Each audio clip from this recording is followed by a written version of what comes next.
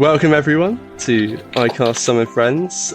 We've got most of the cast here today, and we're going to be playing. So Hayes is not here yet, but we've got Ravenous, we've got Nanto, Burke, and Lyroon. Here's the lovely character art that's been done by Ripley. We've got music courtesy of Rhythm, and we've got thanks to Miale, we've got this lovely scene background going on here with everyone's videos populated in. This is awesome. It's really cool. All right, so let's get started.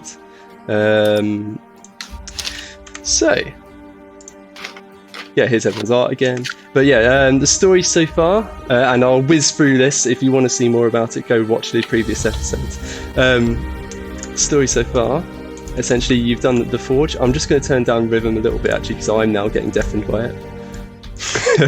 The story so far, so you arrived at Daggerford, you found out you couldn't get quality work unless you did the forge, which was like a sort of hero test. You beat that. Then during a little bit of downtime, you were talking to some refugees and you heard about farms getting overrun with living livestock, and a few of you went off to go investigate and found a bunch of living pumpkins that you went and beat up, and you found a mega pumpkin that had this spooky crystal inside it, and you smashed that apart. You smashed took those halves back to town, whacked it apart indeed with your quarterstaff.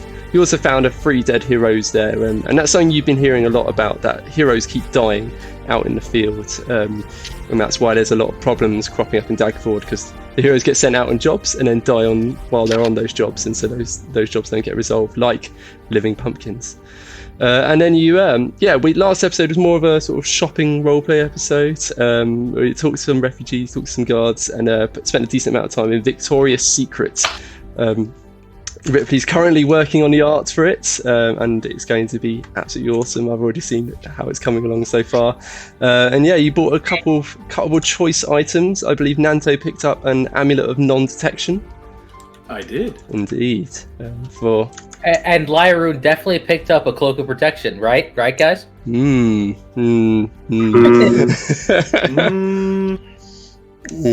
be figured out in the next episode.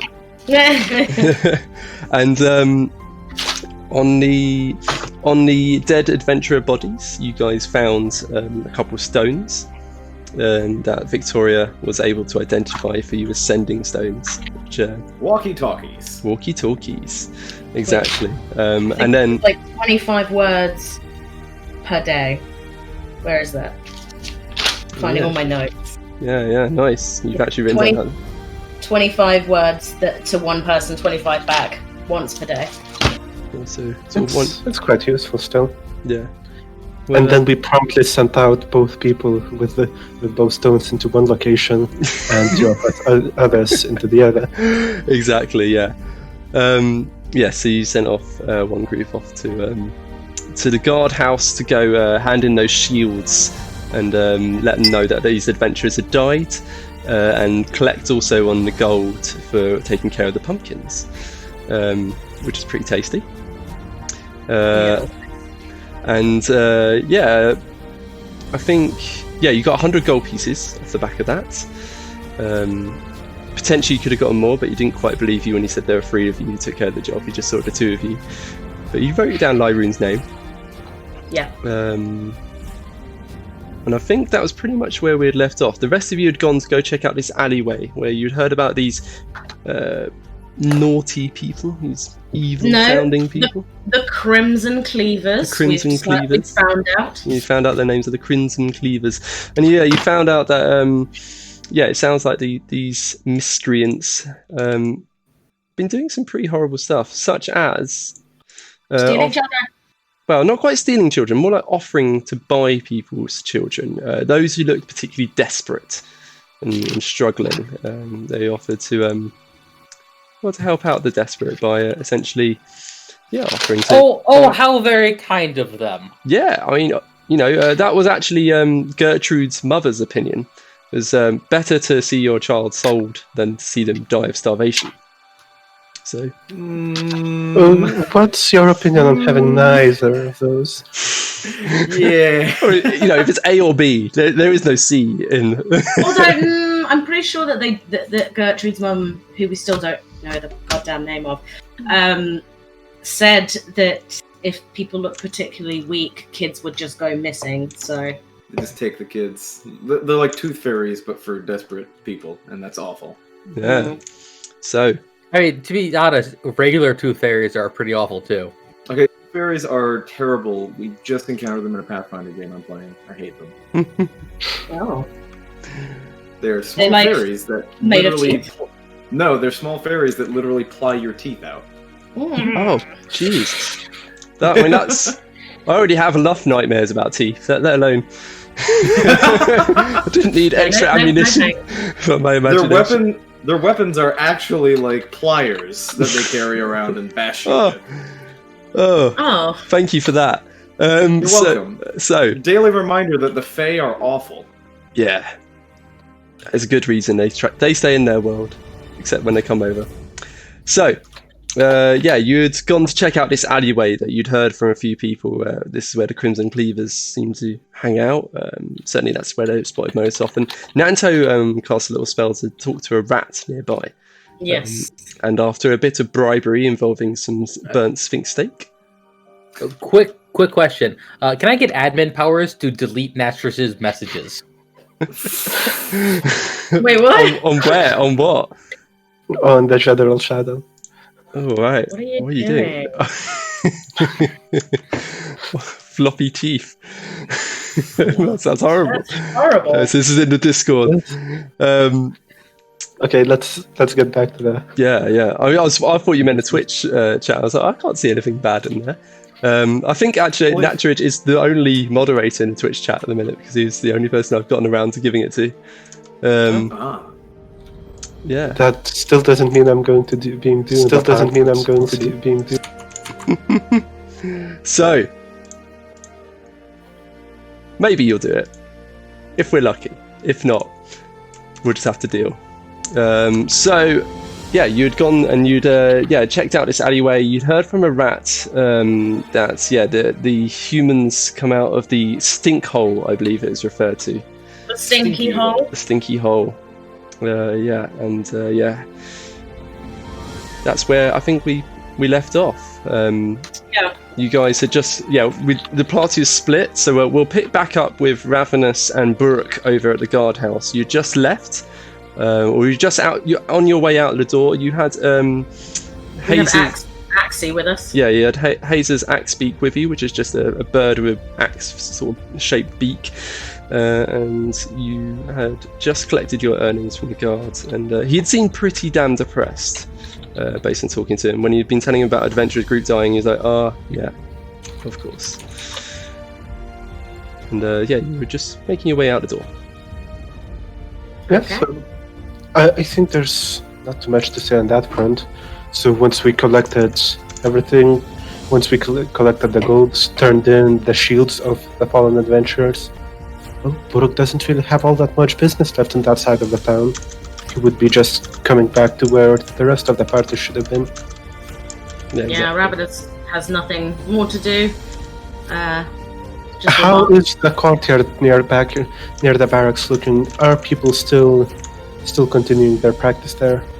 Yeah, they'll be training still. Yeah, so the drill field's just outside of the barracks, and there's about half a dozen guardsmen just being put through their paces by a drill sergeant. And yeah, when I say put through their paces, it's not like they're in the army, so it's not like they've got spears and shields. They're more just got like cudgels and heavy looking cudgels, and they're more just being trained on how to deal with criminals. So sort of role play situations, if you will. It looks quite awkward actually.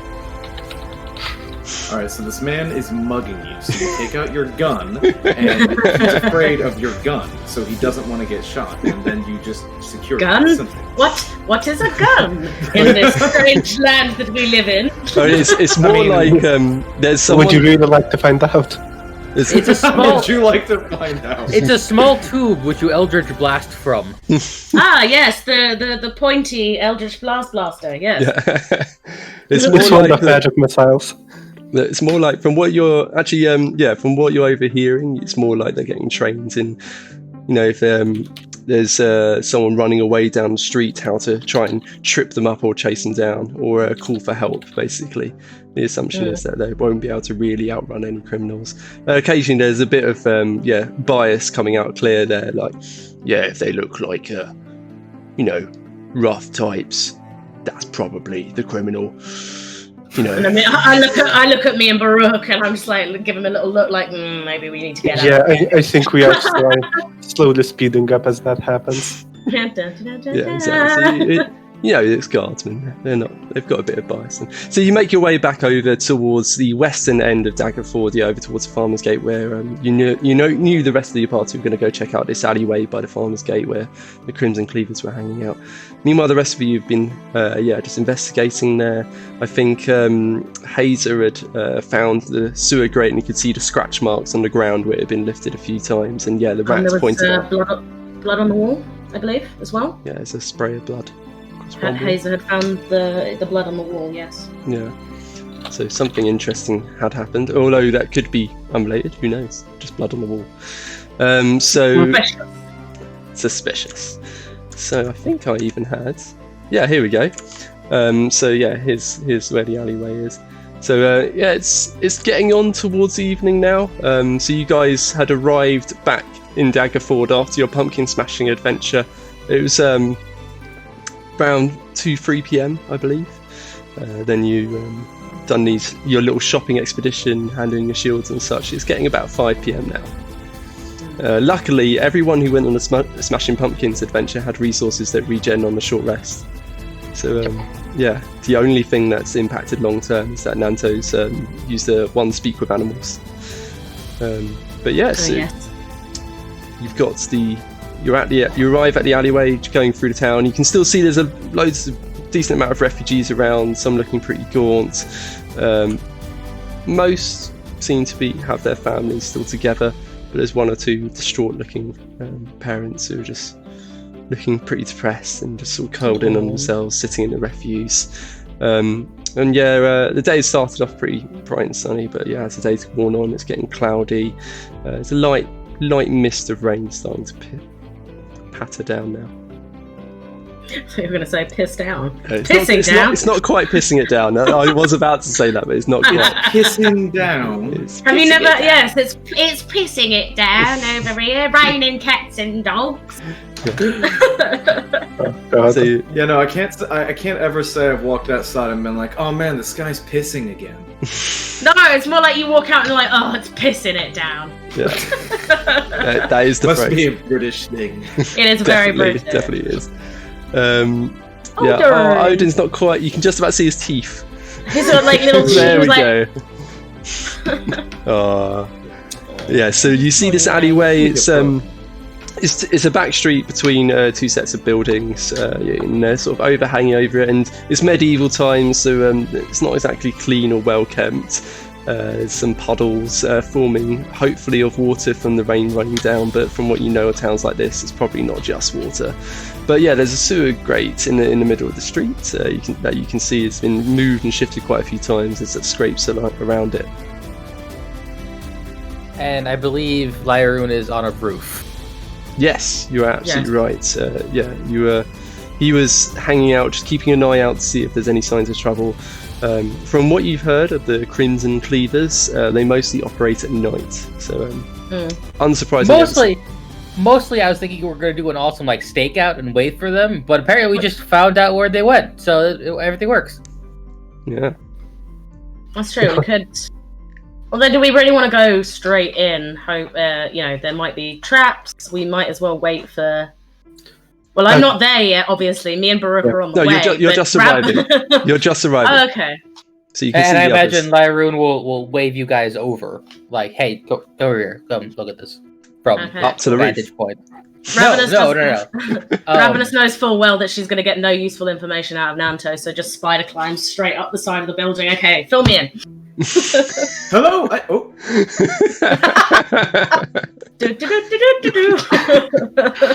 Baruch, in the meantime, would go to Nanto for the info. He doesn't know mostly better. Because he doesn't have slippers of spider climbing, which might account into it. Oh, hello there. How's your day? Hello. Good. Nice weather And you we're can. having. Yep.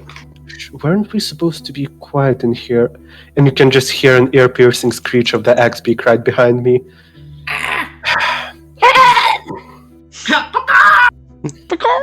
Well, it's more like We're very good at sounds. We're just sighs. Just, Oh never yes, mind I'm that. being very quiet. Can't you tell? Sorry.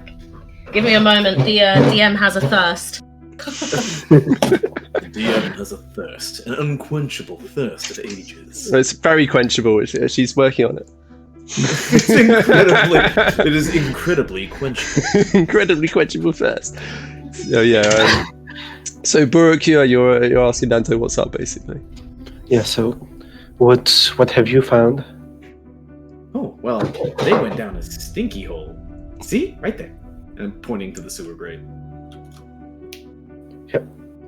Stinky hole? Yes! A little rat friend told me about that one. Your magic's confusing me, man. And you can see that Burg she kind of comprehends each word in its own right, but all of them together don't make full sense for him. He's like talking to. Oh, well, that's simple. All you have to do is speak rat. About this time, Lyroon would, climb back down after explaining the situation to Ravenous. Yeah. So I suppose at this point we would mostly be on the same page, although Burke is still very much confused about speaking rat. I don't see what the problem is. Stinky hole, rats, it's all right there, plain and white. Yeah. Look, Lyroon's a wood elf. Of course he speaks rat. You don't speak rat? I mean, Burke speaks goblin, but going rat is a bit too low for him. Maybe. Should really learn how to speak rat. Squeak, squeak, squeaking. Is that what Ravenous says? No, I'm on a roof. I can't hear what's going on right now. I think you guys have come down, yeah. Oh, okay. So, Burke would probably look around, say, so, shall we wait for them? We might as well get the jump on them, don't you think? I think so. Although it'll be smelly down there. We could possibly get some information from the whoever comes out. See if there's any traps, or get an idea of what we might be going into. So, I think we should stake it out, boys. I personally think that going headfirst into the traps with wide eyes and careful movement, we should be able to disable them and get around them. Shouldn't be hard. Oh, I always do that for adventure. I propose a vote. All right. Or we split the party. It's up to you. I reckon let's try and open the crate. If we can do it without waking the whole town, then we might proceed. But if they know we're here, there's no point going in sneakily, is there? And with that, Burke would just walk over to the grate and see if there's anything to try and lift it with. So no, just anything to grab on. Yeah, so it looks like there's two sort of slits where you would put in like metal bars to lift it. You could probably improvise something or use a bit of strength. I suppose he would just try to lift it out. Cool. By his hands. Give me an athletics check. Yep. First roll. That'll be 20 athletics. Yeah, so that will do very nicely. So Burke just leans down and shoves. You can get about 2 fingers into each of those gaps. And just lifts, and you can hear the metal scraping against the stone, and just lifts it up over it with pretty much ease, and just clonks it to his side. Yeah, and and the clunk just echoes through all the empty space inside, and you can hear it echoing back and forth several times over. Yeah, excellent. And with the movement of the sewer grate as well, there's this puff of fragrant essence that washes out from the sewer, shall we say. It is a sewer after all. Luckily, I don't smell. Well, I didn't smell either, but after this journey, I might. Very good. Excellent. And I think, was that Mublex? Is that you? Yeah, That you're was, here. yeah. Excellent. Perfect timing. Well, are you here? Can you hear us? Physically, but not audibly. Anyway. They're trying. His spirit is here. That's all we Spirit's here. need. So They're here in Although, actually, saying that, I think he was saying he was gonna, last session, he was gonna spawn 2 more critters from his bag of whatever that's called. the bag of tricks. Yes. Yeah, it's a leather bag that can summon these monsters. It's quite important actually if he's doing that. Yeah. 1 2 1 2. Check. Yeah, we can hear I you. can hear Excellent. you! Good Yep. stuff. Okay. Okay. Hazer, bag of tricks. Were you going to do that before you go down into the sewer or afterwards? Let's go inside first. It was a wise decision because many of the animals out of a bag of tricks are quite large and wouldn't fit through the hole. Oh yeah, that's a good point. Is Axie gonna fit through? Nope, Not a chance. sadly not. Okay, well, I you discovered. can just hang out then. Yeah, I discovered that the hard way recently in my own game. So I was there. yeah, you were there. Yeah, summoned a giant goat, and then it was like, oh wait, it can't actually come down and help. So Oh, you can move the sewer grate, clunk it on the ground, and yeah, you hear it sort of reverberate down the alleyway and indeed down into the sewer. And yeah, with the movement of the sewer grate, you can feel this almost visible. You can see the sort of air distortions wavering up. This sheer pungent fragrance washing out from the sewer. This will not be your most glamorous adventure. question: is there is there a ladder or anything to get down? Yeah, exactly. There's a rusted-looking metal ladder leading down into the darkness. Of course, ravenous darkness is no issue. So, in fact, I can show you what you can see. Well, I will describe it for now until you get down there. But you can see there's a sort of stone pathway ringing around in a sort of U shape, and the ladder's at the bottom of that U. How tall is it to the bottom?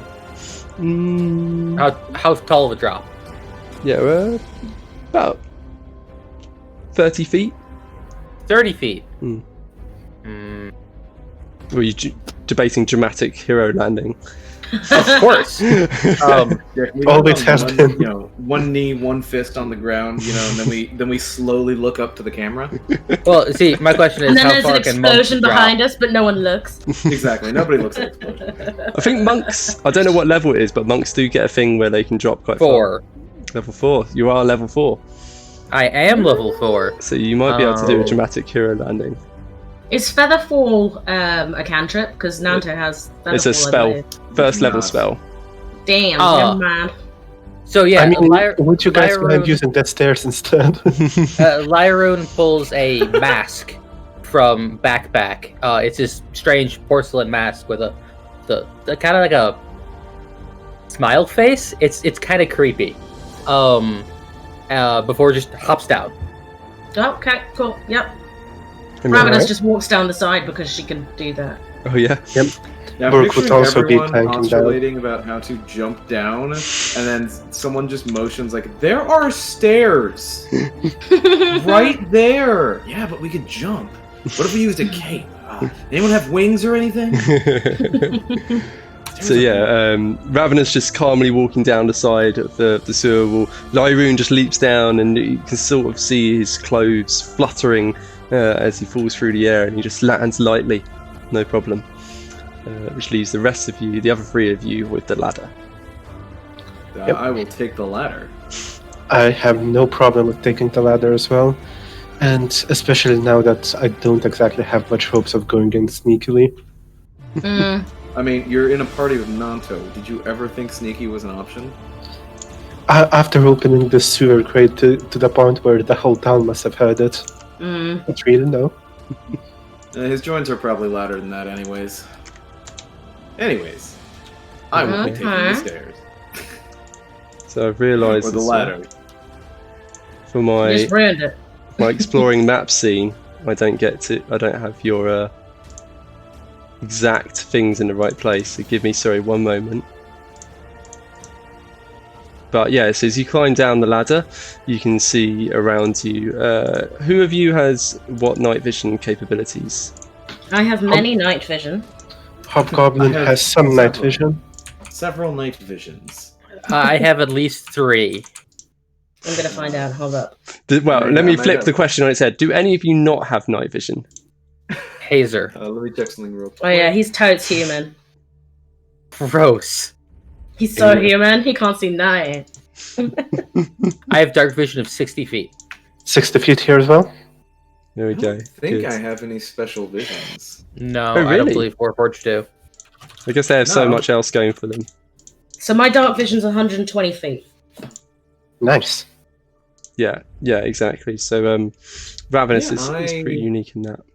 Do not have any extra visions. Oh no. Okay. I don't have dark vision because I'm a normal human that has some magic in it. Boring human. Boring human. So for Nanto and Hazer, you descend into the darkness going down this ladder, and around you it's just as in a sort of 30 foot radius sphere around the ladder. You can make out what you can see on the map essentially is these paved stones around you. There's this central sort of causeway, and there's little slits of light coming down in it from the grates above. But otherwise, outside of those slits, it's looking pretty dark. And you can see there's some bits of vegetation growing here and there, 1 or 2 cobwebs. Would And you be able to explain the map to me? So I can see, obviously, there's the U shape. So I guess the U is a pathway. Mhm. And so when you say a causeway, the middle bit, is that like water? Yeah, exactly. So causeway is probably not the right Okay. word actually, but almost imagine almost like a canal. That middle bit is the sewage. How deep to the bottom? Do we know? It's not transparent. So it's So I wouldn't just be able to like walk through it adamantly. where you can find You wouldn't want to. yeah, you probably don't want to, but there is a way to find out. You can just jump in and see how deep that central bit is. But what there is what you walk down on this ladder, there's this raised sort of pathway in a U shape around this central liquid bit, shall we say? And yeah, you can see there's some plant life, there's a couple of spider webs around, and up ahead, Ravenous, Lyroon, and Burrock can see there's this metal gate that seems to be shut at the end of the alleyway. Something that's barring off entrance. You say that, it looks like it's open on the right side. It's not. It's probably just No. dodgy art. Okay. It's definitely shut, always has been. Yeah. That said, Brooke would probably walk over, just giving a quick glance to the others to see that everyone, especially that Lyroon, landed on her feet proper. That's, she's not in the middle of the water and all that. Lyroon landed with excellent grace and amazingness that only a monk could pull off. Yeah, exactly. Only the grace that a monk can demonstrate. So he leaps down and lands in that 3-point landing. One knee, one leg sort of stretched out to the side and a hand to the ground. In that case, he would be readily walking to the gates and first off seeing if there is any handle or in fact anything to open it with. Cool. So you will... Ravenous would like to dive into the water to see if she can swim under the grate. Okay. Cool, so you're diving straight into the pooey water. Oh yes. Okay. Give me a constitution saving throw. Oh fuck. Why do I never learn? It's like, don't do what you think is funny. Oh, you do what you think is funny. You just expect the consequences. I just do what Ravenous would do, which is like, I wonder if there's some way under here. Oh, ploosh. I'm gonna turn on my hooded lantern to see forward. Excellent. It gave bright light in 30-foot radius and deep light another 30. Okay, so that's my light. I got rapier in right hand, hooded lantern in left hand. Gotcha. Okay. I'm ready to See, Brilliant. So I'm ready to see. lovely. So you, while Ravenous just happily leaping into the filth, I regret everything. yeah, Hazer gets out his hooded lantern and just lights it, and it's just this stream of light that's just spraying out before him to light up the sewers. And meanwhile, Burrock's just approaching the gate to see what's what. Ravenous, what did you roll for your Constitution save? 20, obviously. A 7. Oof. It's not good. No. 7's a great number. You should just you should let that succeed. It's a good number. I like Yeah, it. It's lucky number 7. So Let's see how lucky it is for you. 7 isn't divisible by enough numbers. It's kind of bad. So Ravenous gets a face full of poop. Yeah, so you dive straight in, and yeah, it's horrible. It is literally sewage that you've just jumped into. The fine silken clothes that Ravenous wears, which were already not in great condition, are just instantaneously ruined. Just the poop staining them, and it's pretty rank. And she obviously absorbs the stink, and some of it, a little bit of gets in your mouth and your eyes, and unfortunately, Well, of course they're in my eyes. Yeah, I've got my eyes open to see. yeah. Well, now you have poo in your eyes. Oh, because Now you got no. poo in your eyes, and You have triple pink eye. I was gonna say that's gonna give you some pink eye risk right there. I mean, I'm just saying, I would not want to. hey, Ravenous, I think you had something in your eyes. Ha ha! Funny guys. So you've got a disease, unfortunately, that you've contracted from jumping into the Wow. sewage. Jesus Christ. You don't quite know what's going on, because actually you can. No, yeah, straight. You wouldn't right off know what's going on. All you'd know is that your vision, normally that serves you so well, that you're able to see so far in the darkness, isn't quite working as you'd expect. I actually got pink eye. Sounds like it. You doesn't actually it? get pink eye. So effectively, the effect is your sight range is halved. And that's fine. It's still 60 foot. Yeah. This disease. I'm okay with this. This disease, at least. So you mean I get more than one? There's more than one disease potentially in the sewage. Yes. Okay, well, since I've jumped in, is there any way of getting underneath the grate? Yeah. So absolutely, you can swim straight underneath the grate. It seems like a grate that's more intended to keep people rather than poop out. Exactly. Or in. And no one would be silly enough to just dive in. Look, Ravenous doesn't have a lot of sense in her, okay? So You're in wonderful. Okay. In the so meantime, she gets around the other side and literally just gets straight out and starts like spitting poop out of her mouth. And yeah, you can. Oh, so she's on the other side of the grate? Yeah, she's gone Yeah. beyond the grate, so it's somewhat paid off. Oh, Nanto will just Except go, for the oh, disease. that's convenient. He's gonna just jump in. Oh god. Oh no! Warforged. How does it work with diseases for Warforged? I'm immune to disease. There you go. can I also quickly check whether you float or sink? How are you going I to imagine sink very easily. I mean, it's like it's thick, so it takes a while to sink. But yeah, you just clunk. And then I just walk along the floor under it. Yeah, and thankfully, Syrinscape actually has an ankle deep in stinky sewer as a setting, so we can get that going. That is oddly specific. More than ankle deep, Jesus. Yeah, it's head deep. So Incredibly oddly specific. Nanto, seeing Ravenous has easily circumvented the gate. Just Does he not see the poop? but he's a Warforged. He doesn't care. He doesn't care. That's very So, true. I'm so jealous right now. Just like Ravenous jumps in, and yeah, again, clothes are utterly ruined. There's lovely bright cloths that are wrapping around him, just immediately now stained and browned, and just sinks to the bottom, clunk, and then just walks along calmly through the sewage until he gets beyond the gate, and then climbs out beside Ravenous. So what did Baruch find? Hello. Exactly. If he found a bloody door, I'm going to kill myself. Bloody door. You found a lock. Just to check. Okay, so is the entrance locked, and is there a door handle or anything of the sort? So it's a weighty So there's 2 gates either side on the footpaths. Okay. They both have weighty-looking iron padlocks built into them. Ones And that look like they would need like a key to open. Mm-hmm. Exactly. and if I try and rattle it, it obviously is currently shut. Yeah. Like, rattles in the frame. Looking at the padlock, you can see there's some scratch marks on it, so it looks like someone hasn't necessarily just used the key to get through these before.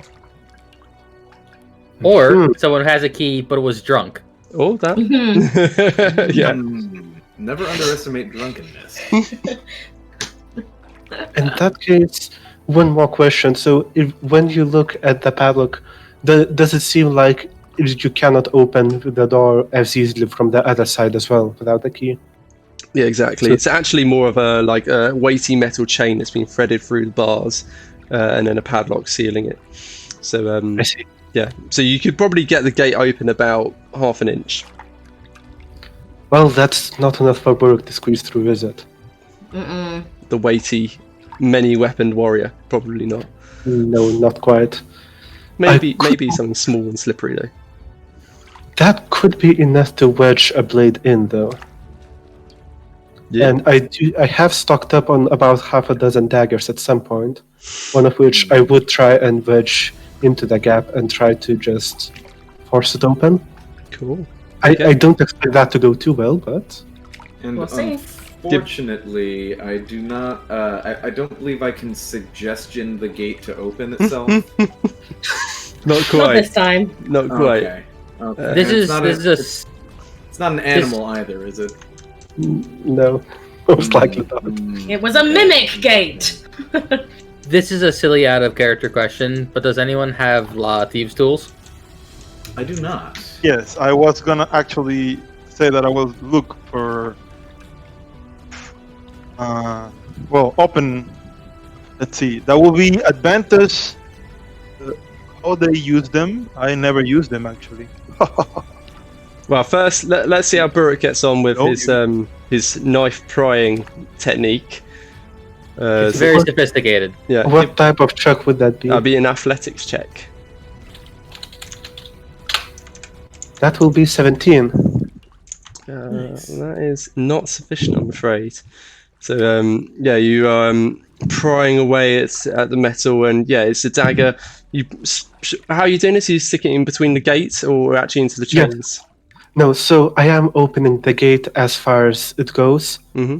lodging the dagger in and just turning it to try and widen that gap, Yeah. So you just which I would imagine just gives quite a few cracks, as if it sounds like something is moving, but it's not quite clear whether it's the dagger handle threatening to come off or the chain. yeah. So you can certainly hear metal groaning slightly in protest, and again that sort of reverberates through the sewer. And yeah, the dagger being pushed up against, and you trying to force the chain. It's a pretty solid effort from the mighty fighter, but unfortunately, it's not quite sufficient. Yep. At that point, Buruk would look at the others for support. Okay, I so so- can't help. I'm covered in poop and on the other side. Although I could help from that side. well, fair. yeah, let's see how Hazer gets on. I'm just going to go for Lou. It's just a bit early, I know. Sorry. One sec. Oh, I've already been like twice. How dare you? First you need a quenching, and now you're going to the loo. He can't hear you, unfortunately. He Well, can't hear your but- scathiness. My berating is all for naught, it would seem.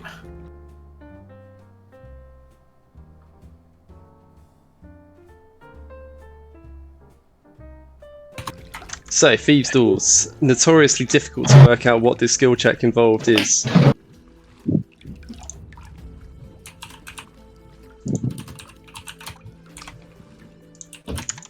So you did dexterity check and you got a 7, which gives you 10. Plus your proficiency, as you'll be proficient at Thieves' Tools, so that will give you... Unless you have expertise, but I don't think you do. No. So, I'm afraid that What's is... that? not quite sufficient to get them open, but basically it's well, this involves basically the way it works is, in my case with D&D, if it's something where you could get through with enough time and patience, you get through. It takes how long it takes you. So, rattling away with the thieves' doors, you got your little iron rods and the pick, and you're just working away at the lock. And it takes a good minute of clattering, bringing a fair amount of noise to yourselves. It sort of reverberates through the sewers around you. But eventually, after a lot of time and patience, you hear the pop. You can see eventually the padlock just opening and the chains falling away. And finally, you're through the first barrier to entrance exploring the sewers. You have opened the gate. So Ravenous looks over and is absolutely beside herself. Or just You could have told me this before I jumped in the pool. Didn't have the time to. No, that's true. I did just trying to jump in. Maybe I should wait a little bit and be patient next time. Ronto would clap a bit and just, oh, yes. Well, that's very convenient now. And he's going to press the digitation to clean both of us off. It probably takes some time. Yeah. Wait, you can actually, like, legit clean me? Yeah, it's a yes. fantastic cantrip. That's basically, I think it's a 1 foot cubed space at a time.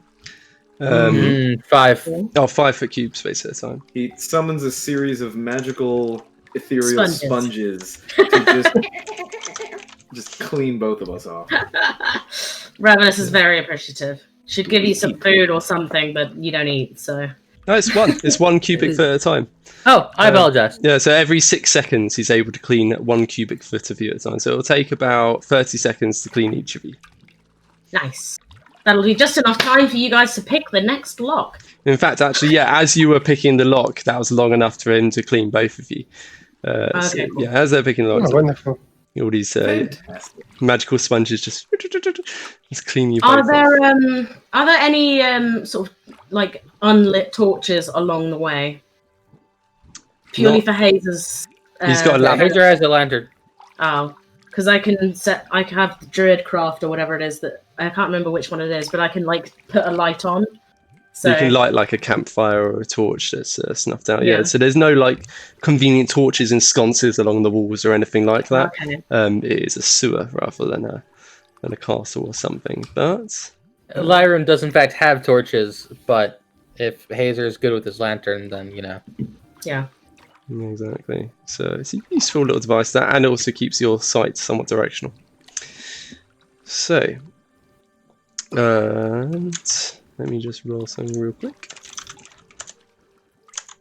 So while you were working away at the gate and making a decent amount of racket, getting it open. Sorry, that's my exercise. Alexa, stop. So We really need to change this alarm. really need to change that alarm every time. So while you're making all of that racket, something has started to make its way towards you in the sewer, or rather, some things. And yeah, it's not been particularly stealthy. So from the east, you can just hear some splashing sounds. Something or something start coming out of the water, the sewage water, and onto the pathway. Uh-oh. What do? Because you can hear it approaching, but you can't see it yet. Firstly, where are we on the map? Good you point. need to place us. So depends which gate you opened. Actually, I should have asked that before. It would have been the right one. Yeah, there you go. So, At the very least, I would have tried the right one. yeah. So let's assume you're at the eastern gate. So let's reposition the map to reflect that. Actually, there we go. So you can hear something from the east. Lots of somethings plopping out of the water onto well, you can just hear lots of plopping water sounds. Something coming in and out of the water. Lots of splashing and splattering. What do? You can't see it yet. I would be carefully inching closer towards the source of it. And I would say quietly, but obviously Burke doesn't do quiet. So he would just be walking and trying to straining to see what's going on there. Lyron would do the similar, except actually be quiet. Ravenous tries to fit her head through the grate to see if she can see. Oh! Through the grate. You're out of the grate. What grate? No, I know, but the second... Is that not the second No, there's Nope. gate? That's the same It's the gate. same- That's you've only come across the one gate so far. Are you sure? Yep. Yes. Oh, I can move the map so you can see. fine. Well, how come... This is where you started. Okay. Oh, I thought there was 2 gates. Okay, never mind. So we're like... Can you place us? Because I'm really struggling. I'm assuming we're on that little bottom bit of the T. There you go, yeah. Yeah, along that side. Question, can Ravenous not see it? Because she can see 60 feet in the dark? It's beyond 60 feet away at the minute. You can just hear lots of plopping sounds. It's a shame I have a disease that stops me seeing 120 foot. Yeah, well. Shouldn't have jumped in the poop water. Okay, well look, I didn't think. Shouldn't have. How do been- I cure my disease? Give me a medicine check. Oh, that's not... Hey, Lyroon, can I give you a guidance and you do a medicine check on me? absolutely. If the DM says so, I mean, Lyroon would be more than willing to do that. Yeah, you can, but do you want to do that right now? No. Oh. You just heard a load of plopping noises. Something My seems to have character is very impatient, but fine. Is it me? Has rhythm stopped? Hey, No, I can hear No, it. question. It's just quieter. how big is this sewer canal? I think it's like four squares, right? Like Yeah. 20 feet from where Nanto is to the other side. Yeah, exactly. So yeah, it's a 20 foot of sewage separating you from the pathway on the other side. But there's a little bridge there, so that doesn't really matter. Yeah, so you can see a little bridge up ahead. So to the east is But where I you're got hearing. shape water too. Sorry? No, I was thinking about using shape water, but not yet. Okay, so Ravenous is going to walk onto the ceiling. Wise plan. Cool. So Ravenous just immediately just walking up the side of the sewer tunnel and onto the ceiling to get to a more safe vantage point. How about the rest Just of you? place me right in the We'll- center of the canal. Yeah. Okay. I will grab another fur ball and throw it where Ravenous was, and well, in front of me in this case, and Okay. baboon. No, it's not a baboon. It's a where was it? What did we roll? Tree, and it's the tan bag. So yes, it's a baboon, Baboon. and it will. This animal doesn't have anything. Oh no! Will climb too, so it will have at least have climbing speed, and pack tactics, but 3 HP. So Did you say it 8? will be right 3. beside Ravenous. 3 HP. Wow. What happened to Blood? Oh my god. Are you okay? He's just having a good time with your No, I'm baboon. sorry. It's completely unrelated. I apologize. It's Oh, from okay. the memes. It's from the memes channel in Magic and Misfits. It just got me. I don't know.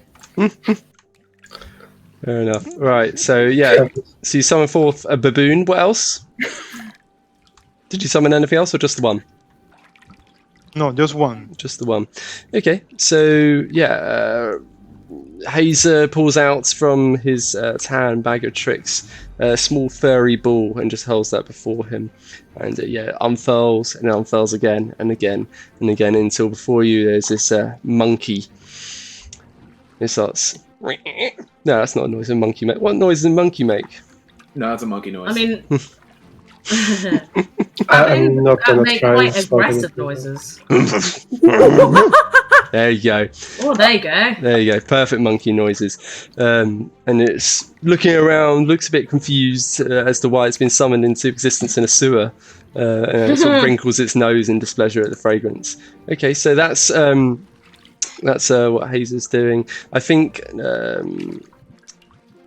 it was Lyroon and Brooke were going to make their way forwards, one stealthily and one not. Give me a stealth check, Lyroon. Happily, gladly.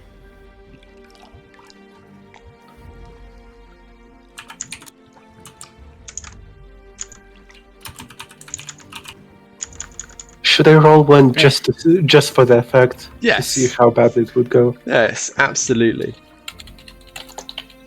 So I do get disadvantage due to armor. Yeah, 5 sounds about right for how it should have gone. Yeah, exactly. And 13 for the other. It's not awful, to be fair. It's not good either. But it is sufficient. So the two of you make your way east while the others get into position and make their various preparations. What's Nanto doing while this is happening? He is going to watch as everyone does their thing and Make glitter. He really doesn't have a lot else to do. He's just going to, get ready to mock the first aggressive thing that he sees. Oh, that's a good natural reaction. So, right. I think to make this work, I have to group you with the image. Let's see. No. You just spoiled it. Doesn't work. Right, so I'm afraid your icons won't move with it, so we'll just have to deal with that. So you make your way east. I think you end up around here. You might want to move the others onto the platform, unless they went up and around. No. I'm just saying the icons won't move with it. It's my first time trying out this way of doing a map. It might be that I only use your icons when you're actually in combat. One moment, I'll be right back. Cool. Okay. So, you start making your way east. Nanto's ready to throw down. Can I be on the other side possibly? Yeah, absolutely. You'll be there, and you can see. Well, you see pretty quickly what the source of all the splashing noise was. It was some creatures coming out, some rats.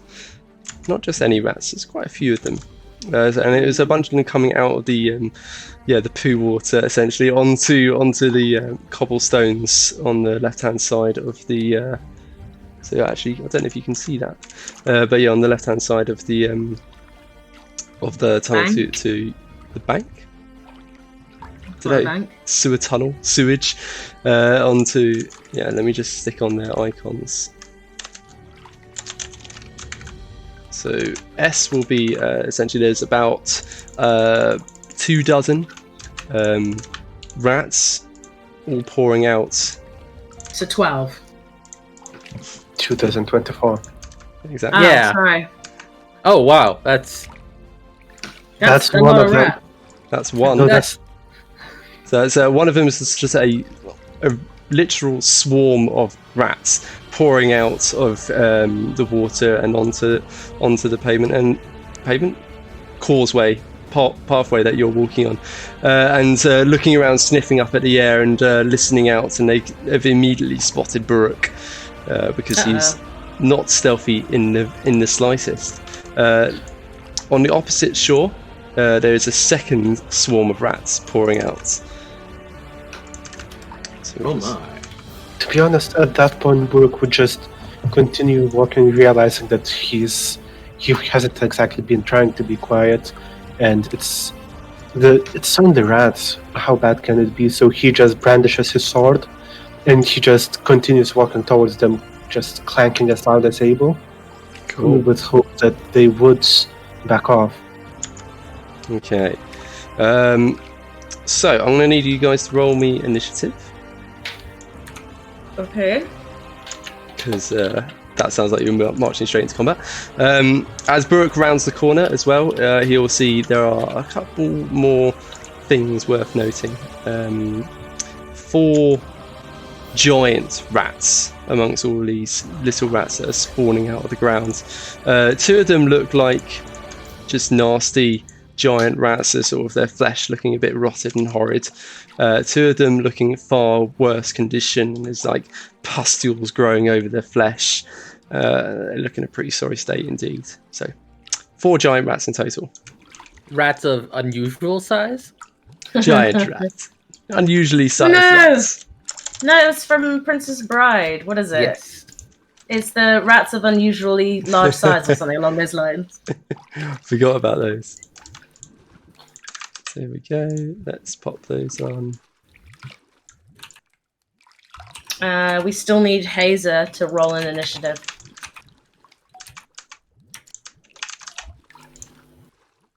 Not sure if I prefer doing this way for combat. I might just use G sheets for combat in the future. Also, you need to change your character, Hazer. You're down as Emerson. That's Hazer. Oh. Emerson, he's his Sorry. real name. Oh. We weren't supposed to know that secret yet. Dun dun dun. I've been You spoiled. don't know it yet, actually. Wait till you find out what not even Lyrune's Hazel last knows name that. is. Lyroon. I don't know. I was trying to think of something funny. Same name nothing again, just Lyroon. Lyroon. Or Lyroon. Lyroon.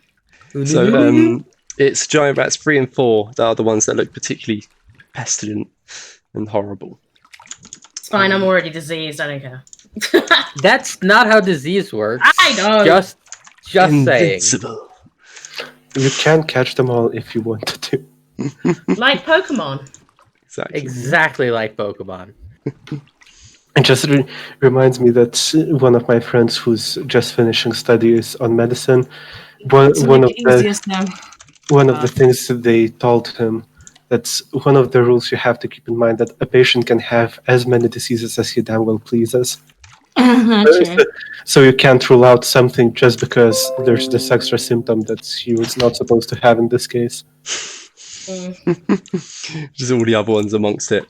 Okay, so initiative order from who got 20 to 25? Baruch is 18. Good. Yep. Ravenous 16. Yeah. Hazer Lyron 7. 15. Yeah. Nanto 11. Uh-huh. And Hazer 7. Ooh. Not good. Oh. Bye, Rhythm. It was, Bye-bye. It was so not good that Rhythm couldn't handle it. Just Out of gave up. embarrassment. Good rhythms. Yeah. Rage quit. That's probably about the right time for us to switch over to Battle music. battle music. Let's have. Here we go. So if we go on average value, play. So hang on, is that 4 giant rats? Yeah. 4 giant Four rats giant and 2 and swarms of swarms. rats. That's 4 giant rats that we see so far. At least 4 giant rats. Okay, so Oh, when you draw Buruk, dice. you're up first. Right, so I think at this point I would just continue walking a bit closer to them. Brander, let me quickly check which weapon I would have picked up for this mess. I think you said sword. Yeah, so that will be...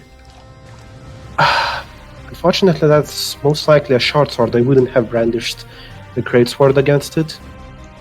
But I will pick up a battle axe into my other hand, just, for good measure, and just start walking towards them menacingly. And game-wise, I will ready an attack if any of them enter my melee range. Oh, well, yeah, I thought you were marching straight towards them. No, I'm still keeping some distance between them. Right now, I'm just trying to look as scary as possible, with still a faint hope that they would back off. Okay. And, despite how large they are, I still have a bit of an upper hand against them. Okay. Cool. So yeah, you're effectively a ready action, ready to attack something as soon as it gets within melee range. Yes. Cool. So you can only ready just your one action. So it will just be Just the short sword. just your short sword attack. Okay. All right. Next up, Ravenous. I'm gonna move as forward as far as I can on the ceiling. 1, 2, 3, 4, 5. Yeah. Sense. About here. Okay. Do I have sight on any of the You got sight on all of them. giant boys? Okay. I'm gonna cast Hex Mm-hmm. on giant. Ooh. How does the Hex work on a swarm? It effectively captures them. It counts as one creature, effectively. It's magic. Magic. And maybe. Okay, no, I'm gonna go for Swarm 2. Is that Swarm 2 in front of Baruch or 1? Swarm 1 is near Buruk. Swarm 2 is on the opposite shore. Alright, I'm gonna Hex Swarm 1. Mhm. and then catch Eldritch Blast. Okay. Let's see how you get on. Let me just. I need to cast Hex. Oh yeah. So it's just exclamation point cast and then space and then hex. Oh. Doesn't like it. I'm just going to do hold person just to get rid of the spell slot. Yeah, that's fine. And then I will Eldritch Blast! So how you do? That didn't work. What did you do? I'm trying to Just paste copy. in what I did. Yeah, it's... Well, There you go. cool. 20 to hit, 15 damage. Brilliant. So Ravenous, yeah, you've seen her in combat a few times now. I think Hayes is the only person who hasn't seen her in combat so far. Points forward with her hand, and yeah, this sort of smoky purple iridescence starts raving along her hand, and then just rushes forward, and you can see it just envelop one of the rats in that swarm, and she just hurls forward this purple meteorite, closely chasing after it, and it just slams into the rat, and you can just see the sort of blast wave wash out from it, and it's this purple smoky essence just wash out, and it just obliterates a good portion of the swarm. So how much damage was that in total? 15. 15 damage. Yeah, so about 2/3, maybe 3/4 of the swarm of rats. So if there are 24 of them, about well, what's that? About 15 of them will get obliterated instantaneously, just vaporizing before your eyes, and the rest of them still covered. Did you say 1/3 or 2/3? Because the third of it would be 8. Yeah, so it's 20. So it's 24 rats, 24 rats, 15 of them are dead. Oh wow, okay. So it's a vastly reduced looking swarm thanks to that singular attack. Nicely done. There's And nine left. Mm-hmm. And which one was hit? S1 or S2? S1. S1. Great. Exactly. Right, Lyroon, you're up. Oh, right. Awesome. Just to make note, as soon as we hit combat, like our viewership halved. No one likes combat. Apparently not. I'm going to I mean, the real question is, how many viewers did we have before? Well, if we now have 4 and it halved, you do the math. I can't do math. That's illegal. We had 8 Illegal. viewers, 8 whole viewers, and now we have 4. Mhm. One of them is me. Don't worry, they'll be back. They always come back. Lyroon will buddy shoulder up to Baruch, similar to the fighting the pumpkins, but will take a long needle like dagger and just throw it at S1. Ooh, cool. Okay. I have darts. Let's get that stiletto out. Well, dart. Stiletto. So be assured, these are acupuncture needles. They look very stressed.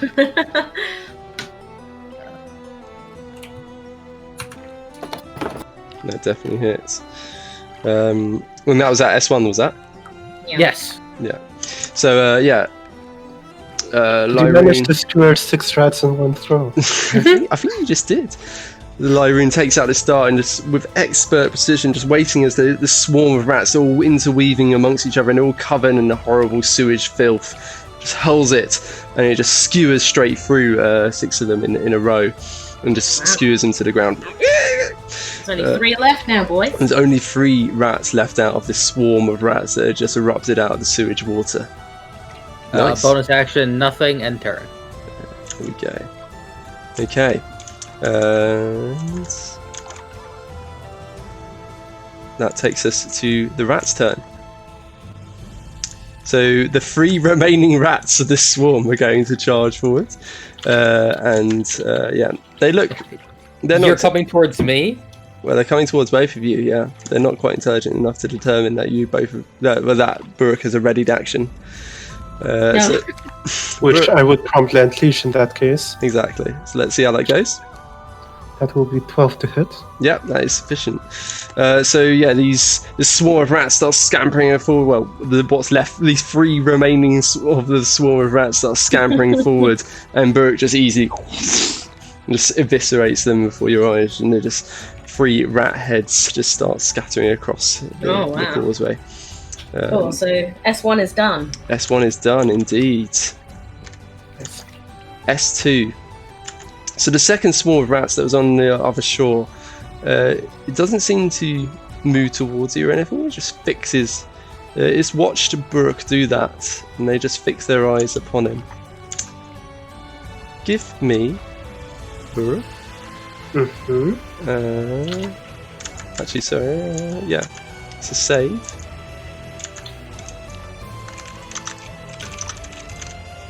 Sorry, it's Wisdom saving throw. That will be 14. And that will be sufficient. So yeah, you just feel a slight tug at your mind. Something more than a rat or even a swarm of rats should really be capable of. And you just see all their eyes, they're not moving naturally, and all of their eyes focus upon you for a moment. And you feel a tug at your mind, but nothing more. Burke would be looking back at that whole slightly unnerving swarm, and just you could hear a faint growl coming out of him, just almost at an instinctual level. Yeah. And then that swarm of rats just start retreating. Oh. So yeah, they see that it had no effect, and they're just like, nope, and they just start running away. Meanwhile, the giant rats have no such plans, and they start scampering forwards, straight towards you all.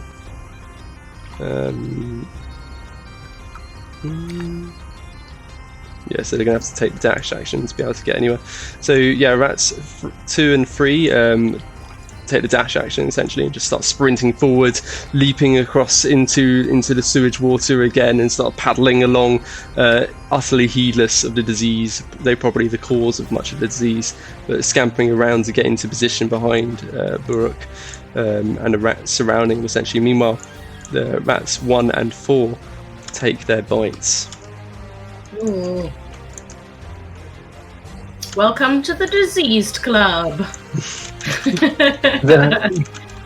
You're assuming that they managed to bite through the armor. Oh, good point. Yeah. Oh. Okay, good. Hey, it'll give Lyroon something to do when we're all combat is done. So one of the rats, despite there being a giant rat on either side of Burke, and they're both like, and then just leap at him, and so well, one leaps at him, the other one's just aggressing and keeping him busy. Just no problem. It's just bats it aside, one aside with his battle axe held in hand, and yeah, this giant rat just sort of flops back to the ground on its back, and then just flips onto its feet again, his massive teeth, and there's this nasty-looking gooiness dripping from its teeth. Meanwhile, the second Great Rat 1 is looking between these two targets, but it has just seen that this warrior just cleaved apart last of this swarm with ease, and throws itself at him and bites down with all the force it can muster. So it's not the poisonous one though, and you take a whopping 1 damage. 3 damage. Oh! Oh my god, are we gonna get out of this alive? Yeah. Oh So it my just god! launches Hypocrite! itself forward and just snaps down on his ankle, and just the teeth manage to just about get through his thick chain armor, and it leaves what is essentially a vicious bruise, but little more. A vicious bruise has been dealt. Just to confirm, that wasn't me, right? That was on you, indeed, Buruk. So that's 3 damage to you, and that's the end of the rat's turn. Nanto. Oh yes, Nanto, you had a readied action. Sorry, you Yes, did that trigger now that something's in view? Yeah, exactly. So let's go ahead. So the first thing that would have got into view was Great Rat 2. Excellent. So I would have viciously mocked Great Rat 2 as a reaction. Mm-hmm. So then... It got a 16 nat. So nothing happens. There we go. He does yell out that you are quite possibly the ugliest rat I've ever seen. But it does not seem that's to mean. recognize this. It seems almost proud of that fact. Yes, Of course I it am. So then it comes around to my turn, so I get the rest of my turn here. Let's see. So surrounded by rats is definitely an advantageous position to be in. So let's. Oh, they are like completely surrounding. I think I could maybe. Now, just to be clear, these are individual giant rats, not swarms. These Exactly. are individual giant Yeah. rats. The only swarm is retreated off to the southeast. Would I be able to hit rats 1, 4, and 3 with a fairy fire without hitting Baruch? Ooh, it's a square, right? It is. Oh, it's a square, not a circle. Yeah. Geometry! Yeah, and like it's one of those funny things with D&D because, like, you know, squares, you could totally like that's a square. But Yeah, what if I diamonded it? Yeah, no, diamonding it is completely fine. yeah, I think I wouldn't allow it in my play-by-both games, but I'll allow it in this. I'll allow you Yes! to diamond your fairy fire because I mean, logically, that is a square. Yes, I It is! diamondify. And see, it's not touching Baruch, but it's got the other ones. Okay. So I diamondify my fairy fire. So I will go onto the little wooden bridge and just kind of hurriedly jog over, whimsically whirl my staff around, little green sparks trail from it, and then just puff the area with a fairy fire. Okay. So and it was what color was your fairy fire? It's like a Green. tealish green. Tealish green. You never remember any of this except for my purple shit. That's it. Well, it's because Well, yeah. that's all. You know, you're a warlock. That is all you do. It's Whereas, just- warlocks only do purple. Everyone knows that. Oh, no, it's just Ravenous' color. so now, As a previous warlock, I take offense to that. Purple is a terrible color. Purple's not a creative this? color. so Nanto starts striding forwards, and he turns Don't quote that, Potts. and starts marching across this wooden bridge that someone's laid down across the sewage, and you can hear the wood sort of creaking from the weight of this warforged standing atop it, and he just turns and hurls this tealish coloured orb of light towards the great rats, and it forms a diamond-shaped square over. It starts waving towards them, and great rats 1 and 4 aren't quite quick enough to duck out of the way and are painted in this very same light, and are now glowing brightly in the darkness. He's going to yell out, "Let's make this just a little bit easier." Poof. Hazer and Baboon. Okay, so the baboon will climb, move in the sailing. No, wait. Let's see. I think he was up beside me, wasn't he? I know. I Yeah, moved forward anyway. Yeah, you move forward. Okay, for now I'm gonna ignore the baboon because I don't need it right now. I'll use it for something else. He's so No. young. You can stand See, watch. I'm gonna move right beside in top of the first square of the bridge. Yes, there, and I'm gonna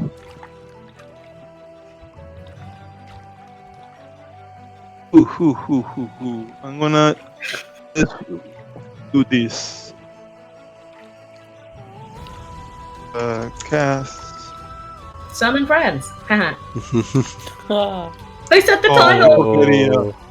That is For in- Korea. that is insufficient. I'm gonna move forward, and then we'll cast Chill Touch on the ER2, but I guess it's a miss because I got 9. It's okay. And I'm gonna activate. Oh, not yet. I'm gonna do it just there. Okay. So Hazer strides forwards and joins Nanto on the wooden bridge, and just starts working his druidic magics, and this spectral skeletal hand summons out of the air. So at first it's just the outlines, and then within the outlines the bones start forming, and it starts reaching out towards Great Rat 2 as if to clasp upon it, and you can see the pooling mist and necrotic energies coming off it, and the Great Rat also sees it and like and just rears back out of the way, and the hand just grasps on nothing. Oh. There you go. So that brings us to the top of the round again. Brooke, surrounded, literally. But a friend on one side. Mm-hmm. Very That's much true. so. And I'm above. And I want to say that my plan only slightly didn't work of preventing Baruch from being surrounded by, being on one side. Yeah. Totally. Now, time to remedy You are that muted. situation. We cannot hear you. Ah. Perfect. Yep. When I'm muted, it's much more difficult to hear me, I suppose. So one thing I wanted to double check, that rat that did manage to scratch me, was it affected by the fire? Fire? By the Fairy fairy. fire. Oh, yes. Great Rat 1 is glowing, and that was the one that managed to bite you. You mentioned Well, it. I am going to try and skewer that one. Good. So Yeah, you do. first things first, I'm going for a attack with short sword. That's gonna be with advantage. Very nice. So that's 23 to hit and 7 damage. That's exactly enough. Yeah. So Oh. yeah, it just reaches forward, reaches out with that. Well, how do you murder this giant rat? This one, I am trying to skewer it, so I am just stabbing my sword right into it. So I flip it onto the backhand and just slam it down nice. into the ground. You can hear a clank Yeah. as it goes straight through the creature. Lovely. And there's just a couple sparks ricochet off the stone as the metal scrapes across it, as it just stabs straight through the giant rat's innards and erupted out of the other side. And it just it stops moving after a couple of twitches. That does leave your other hand free, though. It does, which is why it's just the screen is a tiny bit too small. Which one is the one right above me? Giant Rat 2. Right, so for that one, I'm going to slam into it with a battle axe, but I'm going to use one of the maneuvers. In particular, I'm going for a pushing attack. Ooh. Yeah, that'll work. Will that hit into other rats? No, it's away going, from it. if it works, Oh. it's going to go straight into the sewer muck. If you Oh, don't nice. just insta-kill it anyway. So just to check, this will have damage bonus, which it shouldn't have. So it is 23 to hit, 4 damage, but 1d8 from the 1d6. maneuver for Yeah. 10 damage total. Exactly. So that was the battle axe, right?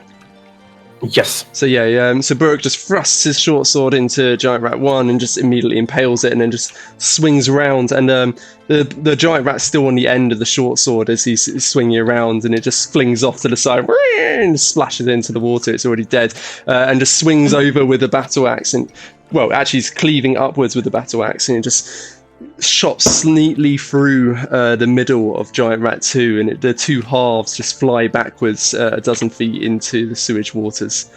It was dead. And you can just hear a plop into it. Yeah, it's two twin plops. And then the two halves start slowly sinking into the pooey water. So that is Giant Rat 1 and 2 defeated, which just leaves Giant Rats 3 and 4. And Perfect. the swarm in the distance. So that's the end of the turn, right? Yes, it is. Cool. Ravenous. Cool. I'm gonna head further down the tunnel to chase after the swarm.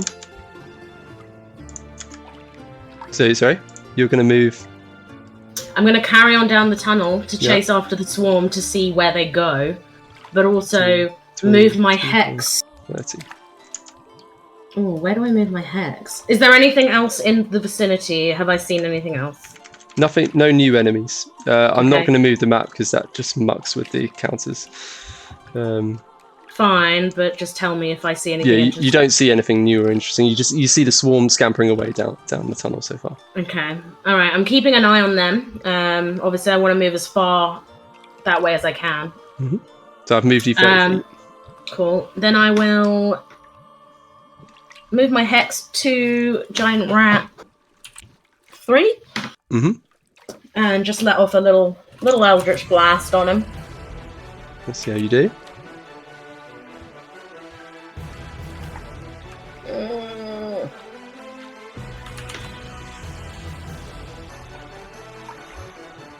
Oh, that's why. Sorry, I just realised that I didn't do Control B. So 13 to hit, 19 damage. Yeah, that was nice.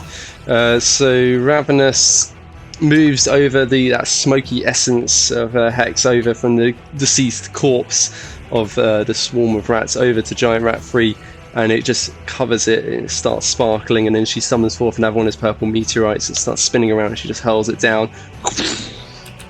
And when the smoke clears, it's not even dust remaining. You've just reduced it into just smoke rising into the air. Giant Rat 3 is dead. Nice. Easy peasy. Almost like giant rats aren't that tough. Funny that. Lyru. Oh,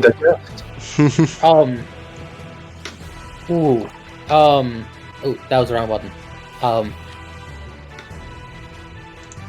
There aren't any more targets that are fairy fired, correct? No, Giant Rat 4 is fairy fired. Oh, okay. Well, I'm going to step next to it, and I'm going to punch it twice. Okay. Good. Right, roll me those rolls. With advantage. Unarmed. ADV. That was only one of them, because I'm a dumbass.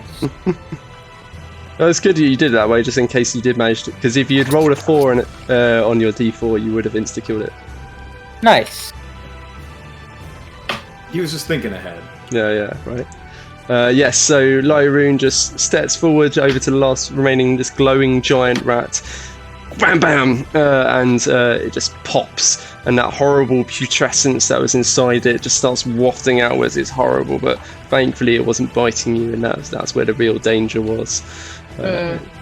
Splattered rat, another one dead, and that is all of the giant rats left. So all that is left is... And then I want to use the rest of my 40 foot of movement to run south. So that's 5, 10, 15, 20, 25, 30, 35, 40. You get about there. Wonderful. So, I think it's time for me to shift the map focus. You're gonna have to move us. Nah! Yeah, it's alright. I'll fix that. There has to be a way to make it work, though, I have to say. Like that.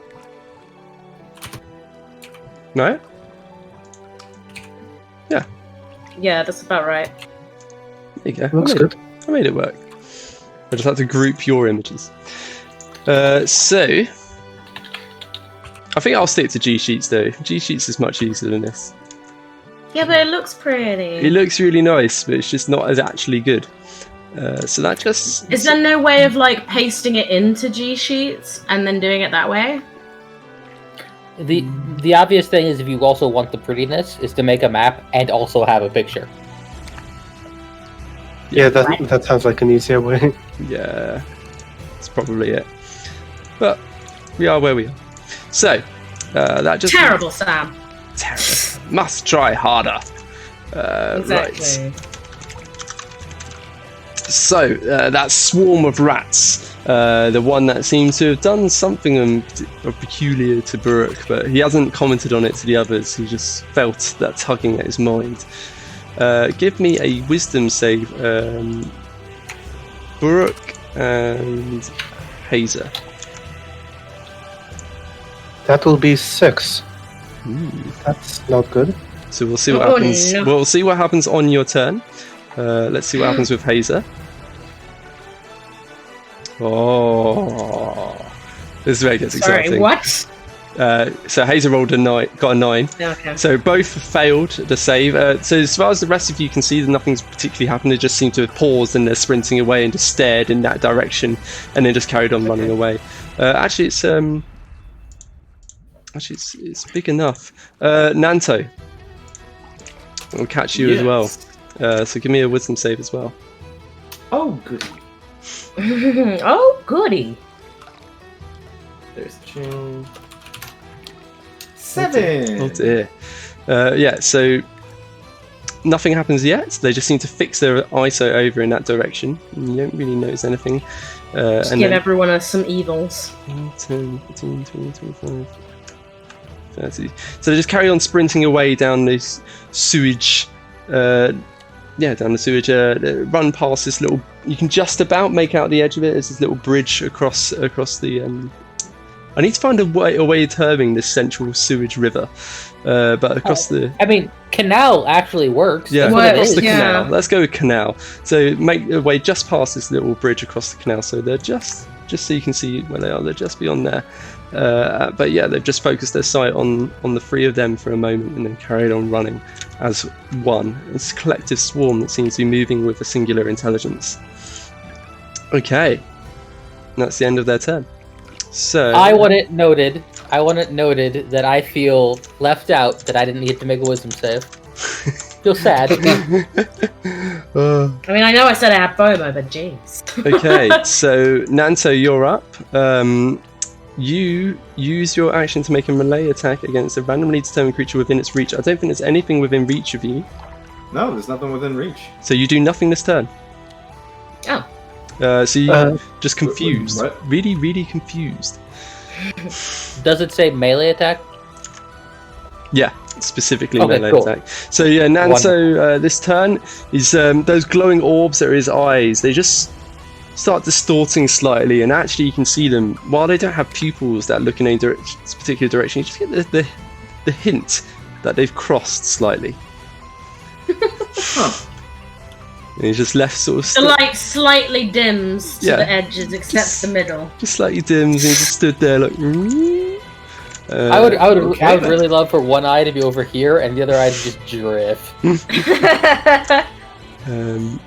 And the exact same thing happens to Hazer actually. So he's left just standing there. His eyes Looking real slowly stupid. cross over each other, and his mouth just opens slightly and hangs slackly. They both seem to be acting quite abnormally. They're not really helping. They're just standing there, dumbfounded. Hmm. And that's it. That's Nanto's and Hazer's turns, I'm afraid. Buruk, meanwhile, Oh, is it my turn already? it is. But you should be in range of Lyroon. you were affected by the spell, but Yep. you rolled sufficiently well, so actually you get to act and move normally. Wait a second. On the second save, I had a 6. No, Is that it's so meta. It's the spell is confusion. Yep. So I get to roll on a table to see what happens to you guys. You rolled a 9, which is good enough to do stuff. Got it. So in that case, Buruk. So first off, the swarm of rats is on the other side of the canal. But there's a little And- bridge that you can just about see. Another bridge ahead. Mhm.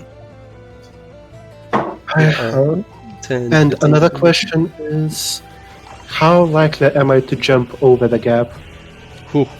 This is No. something I looked up and it super pisses me off because long jump uses your strength modifier. I The- think that's fair.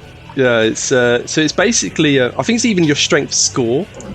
It is, actually. Yeah. So if you're very strong, you can jump pretty far. I mean, it makes sense when athletics is part of the strength side. Mhm.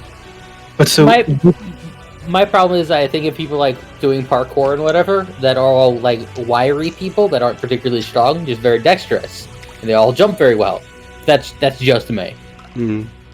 I can see a reason for both. But So- so what would be my chances of jumping over? So the gap it's about 17 feet basically.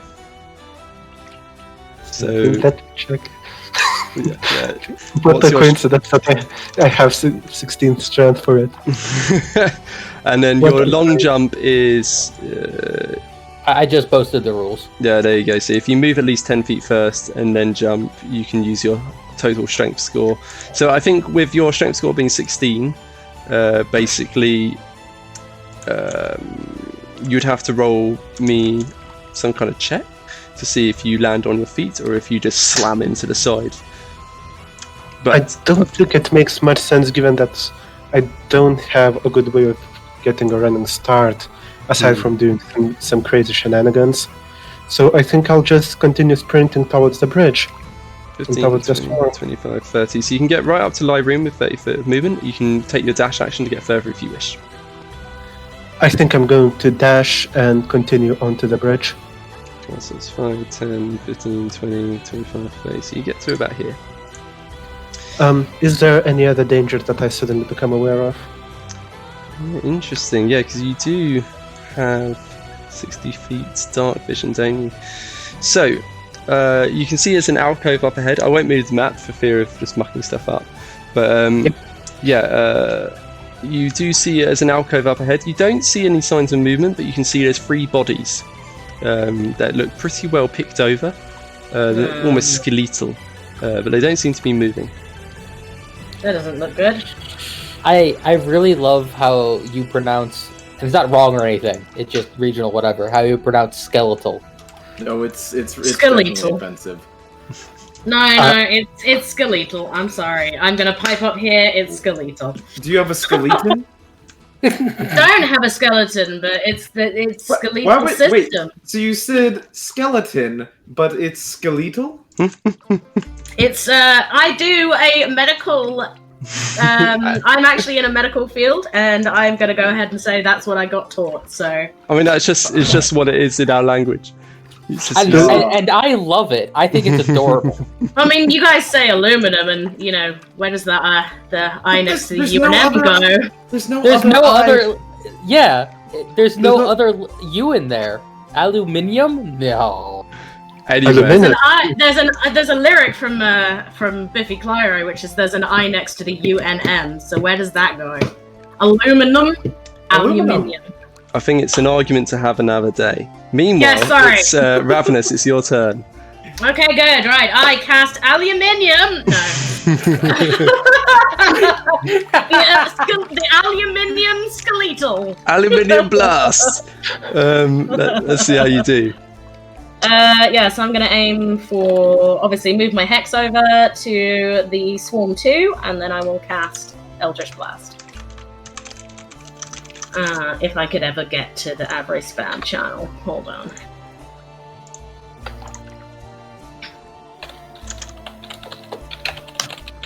There you go. 9 to hit. Yeah. So Ravenous summons forth. First of all, moves over that smoky purple iridescence, and you can see some of the rats start glowing with it, and then just summons forth that comet, this purple swirling comet, and just hurls it forward. And unfortunately, it just sails clear and just plops into the poopy essence, and just a spray of horribleness just sprays across. 1 or 2 specks land on Buruk, not enough to lend him with a disease, but certainly enough to stain a little bit of his armor with the poop. The poop. That's I think that's your turn. Are you moving at all? I'll continue down. 15, As far as I can go. 30, yeah, there you go. Okay. So next up is Lyroon. I would like to use and 45 feet of my movement to, if possible, get in front of S2. I'll allow it. Awesome. Then punch. Punch. Let's see how you do. That's the wrong server.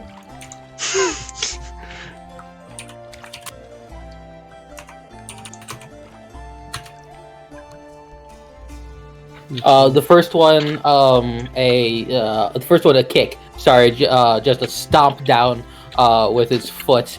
And the second one, it probably isn't good enough. No.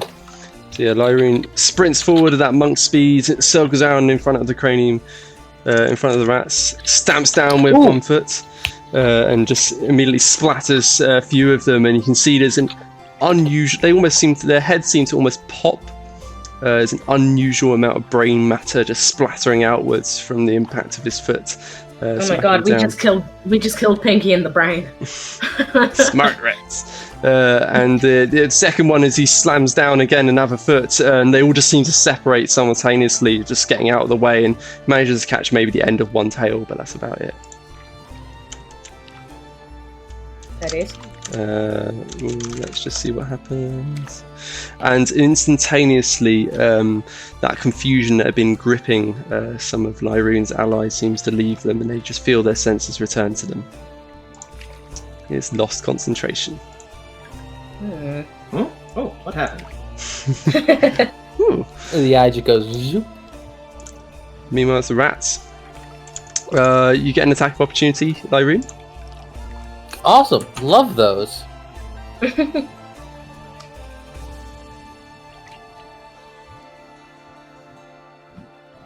So let's see how you do.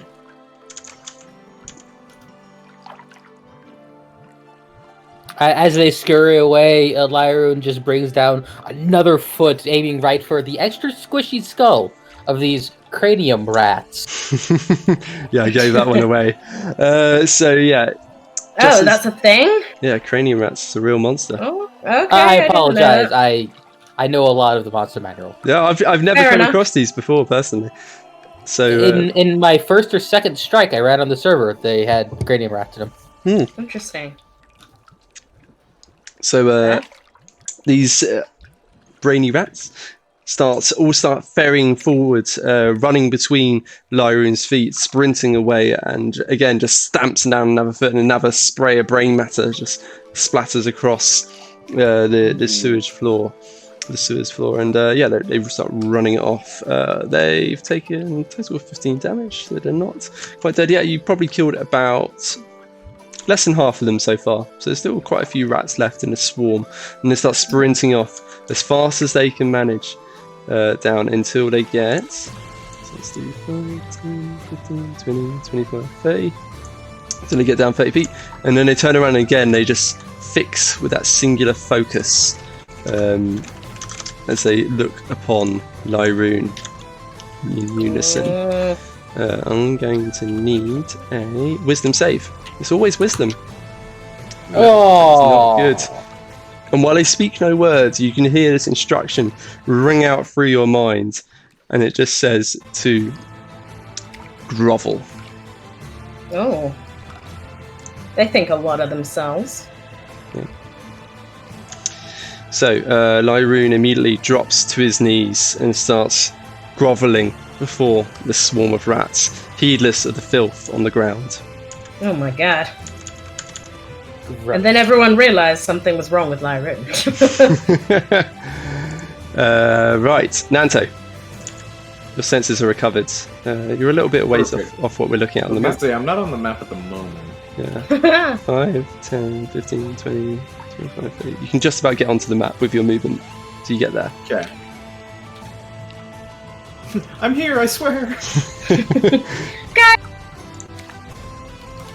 So from there, the rats are... Okay, the rats are in the way bottom right. Yeah, exactly. So it's Okay. it's a fair distance. 10, 15, 20, Let me 25, check my 40. range here. Would that be within 60 feet? No, they're beyond 60. Ah, okay. Well then. You said Lyroon is currently groveling? Mm-hmm. He is. Gross. Groveling in the filth. Poopy knees. And I Got will some wonderful filth down here. It's so poopy. Oh, okay. Question. Lyroon may be groveling, but would he be unable to, say, take a reaction? Because yeah. Okay, I have I'm a- gonna. I have a... Sorry, this is silly, but do I take my groveling right now, or does it happen at the start of my turn? Yeah, it does happen at the start of your turn, to be fair. Okay, because I can Mantle of Inspiration to allow both of you to move up to your move speed as a reaction. Which can help you get closer if necessary. Yeah. It also gives temporary hit points, so... Yeah. Well, that's nice. I'll allow it. Alright, so 60 feet, I think can hit all three, correct? Yep. Alrighty. So, as before, Nanto will, his clothing will begin to shift to a more vibrant green color, and he is going to inspire his friends to greatness. Begging them to, oh, come on now, it's just a little rat. Oh, you can go up there and squish him anytime you want. Taps his staff on the ground, and everyone gains, I believe it is 5 temp hit points, and they may use their reactions to move up to their move speed. Nice. That uses 1 charge of Bardic Inspiration. Now, you say again, but this is the first time I see it, and it's epic. And a bag. I mean, from Buruk's perspective as well. Oh yeah, how does Buruk take the magic happening to He's him? like quivering in fear. In this case, it is definitely a strange sensation, but right now he's not exactly in a situation to question it. He will definitely accept that something is propping him up.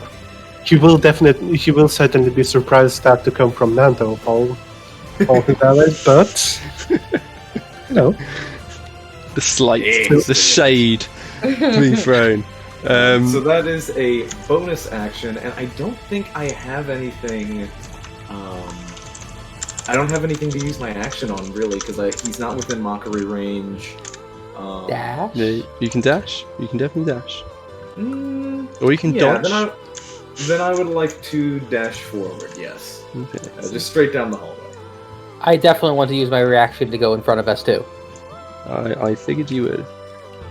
Okay, yeah, so I'll allow you to do some monk shit to essentially just wall run a little bit and just leap down onto the opposite side of the S2. Ooh, monk shit. Monk shit. Monk shit.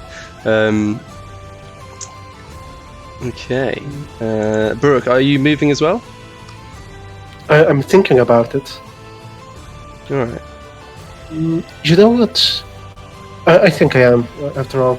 I was just really concerned about those 3 corpses, but yeah, screw it. We can go back to those. Yeah. And then Ravenous, are you moving? I'll continue down for now. And don't worry about the skeletons, it's not their initiative yet. Or is it? Or is it?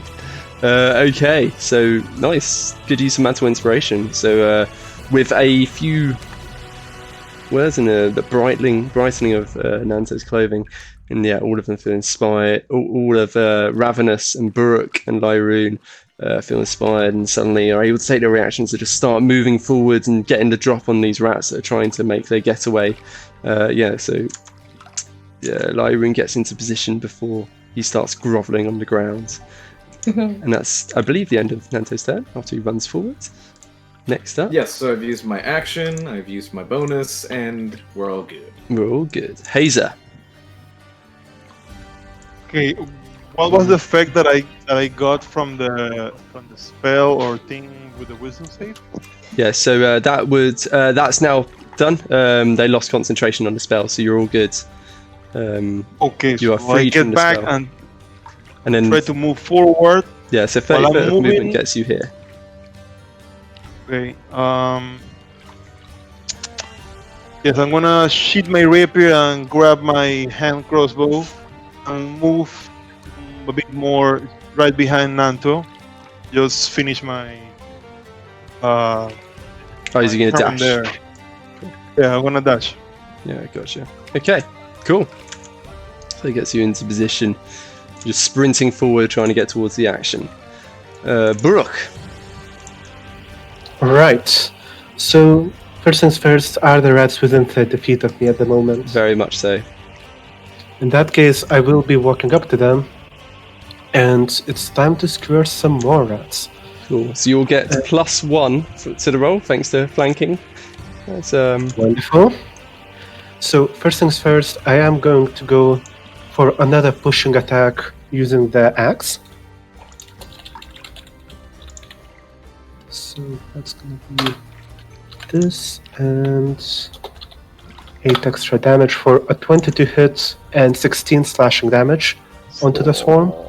Right, so that brings up the total to 21. Sorry, 1 sec. Yeah, so the bat axe just cleaves through a bunch of these rats, and there are very few left. There's, out of the original swarm, less than half a dozen remaining. They're looking very panicked. They start squeaking in blind panic, baring their teeth and desperately cowering away from this fighter, but then finding their path blocked by the monk in their path. And then one question: if I look ahead on this path, is there a wall or anything of the sort right ahead? So so from where your vantage is, it looks like it just carries on. Right. So it's a bit awkward. I should have done it the other way around. But I did announce it's going to be a pushing attack, whereas I'm going to need a DC 13 strength saving throw. Oh yeah. Definitely fails. In that case, they are being pushed away 15 feet away from me. Safely out of my own reach. This might not have been the best of my turns. So the ones that aren't sliced in half are just smacked by the bits of rat body smacking into the other ones, and just the remaining living few are just scattered down the pathway over Lyroon and just rolling head over heel until they come to a stop some 15 feet away. Yep, sounds about right. And that's unfortunately going to be the end of my turn, because I can't order my operations. Yeah, you're getting used to your abilities. Right, Ravenous. So I'm gonna do my very much usual, I guess. Let's have it. Can we move further down? Yeah, you can. 5, 10. My hex has moved, obviously. Oh yeah, sorry, I need to move the map because it's all moved off. The action's moved off the edge of the map now. Yes, it has. Okay. 1 second.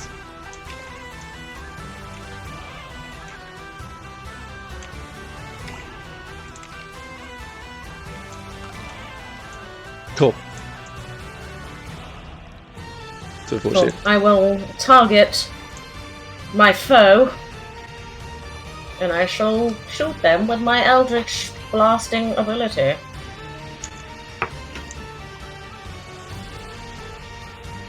$21 to hit, 15 damage. Perfect. How do you want to do this? Okay, so there's gonna be pink mist. Basically, she gets her Eldritch Blast in just one hand. She's pretty cocky at this point. And she's upside down, obviously. So she's like, and she just releases it right into the center. In fact, right just ahead of where they're planning on running to. So that as they arrive, it hits right in the center of the swarm, and just pink mist erupts everywhere. Lovely. Perfect. So, in fact, even Burke is sliced through a bunch of them. Those that survived are just smacked aside by the remaining body parts, just splatting them. They start tumbling head over heel. And just as they finish rolling and start getting to their feet, getting ready to sprint away, this purple meteorite just comes sailing in from the upside down Ravenous. And when the smoke clears, yeah, it's just pink mist rising into the air. And you defeated the rats that were swarming over you. And yeah, you are now out of initiative. Nice. Good. I have to pee. I'll be back. And the best part is I don't have to grovel because it didn't come to my turn. Yeah, in fact, that would have broken their concentration. Death happens to do that. Yeah, Death definitely does that. So let's have the everyone joins back up. We get the baboon comes along as well, just following along in Hayes' wake. It's like it looks quite upset because there's no bananas, but there you are. That's what tends to happen in sewers. You don't really get much in the way of bananas. Winning is one thing, but not having to grovel the dirt—that's way better. I think that's more valuable than anything else you would have found here. Mm-hmm. Exactly. I think I've even got the sound effect for that. There you go. So, next to you, as you've been running down this sewer and running this frantic battle as you're sprinting along. There's a few things you identified. So as I said, there were a couple of. There was that little wooden board bridge across the sewers that you noticed. That seemed quite interesting. That was definitely man-made, but clearly not part of the sewer's original construction. And as you've been moving along down this pathway, you can see there's a stone bridge across. That seemed to be intentional. But there was this little alcove next to you. And you can see there's 3 skeleton bodies laying there. And they don't seem to have reacted to your passage. They're just dead bodies. And yeah, the rats are all dead. What do you do? Perception check on the dead bodies. Or investigation. Which is it? Depends what you're wanting to do. I want to see if they have anything shiny on them. So the cat's just woken up, so he's going to be vocal for a minute or two. That's fine. I want to see if anything shiny is on the bodies. Okay. What are the rest of you doing while Ravenous sprints towards the skeletons and starts investigating them? I will be walking through where we killed all the rats and just methodically shoving them all back down into the sewers. Just being a good citizen and making sure the causeway stay clear. It's I don't like them jumping out of there. They should stay where they were. Cool. Okay. How about the rest of you? I would like to just keep watch over these skeletons. They look kind. Are they like propped up like they are on the map? No, unfortunately not. No, it's just a. Well, so full. You can probably see from the credit. Full disclosure, it's not me who made this map. I had to go at making my own with these assets, but that took much longer than I expected, so I just took someone else's. But yeah, these skeletons are indeed they're just bodies laying there rather than propped up as they seem to be in the map. I will poke it with my staff. Cool. Okay, you'll be able to do that, in fact, before Ravenous gets down, because she has to walk down from the ceiling. So we'll get to that. And that just leaves Lyroon. Yeah, going to go up and around. I'm not going to try jumping. And help with the investigation of the skeletons. Okay. Cool. Oh? Sorry, I just remembered that I need to have a medicine check on me, but I'll do that after the shinies because that is Ravenous's main objective. Cool. Okay, I'm just going to let the cat out because he's going to continue meowing like that eternally. I can't hear him. He'll come through and bother me now. Get out! Hi, baby. There you go, that's what he wanted. So, first up, let's have Nanto's jabbing with his staff towards the skeletons. Give me a perception check. Can do. Whoops.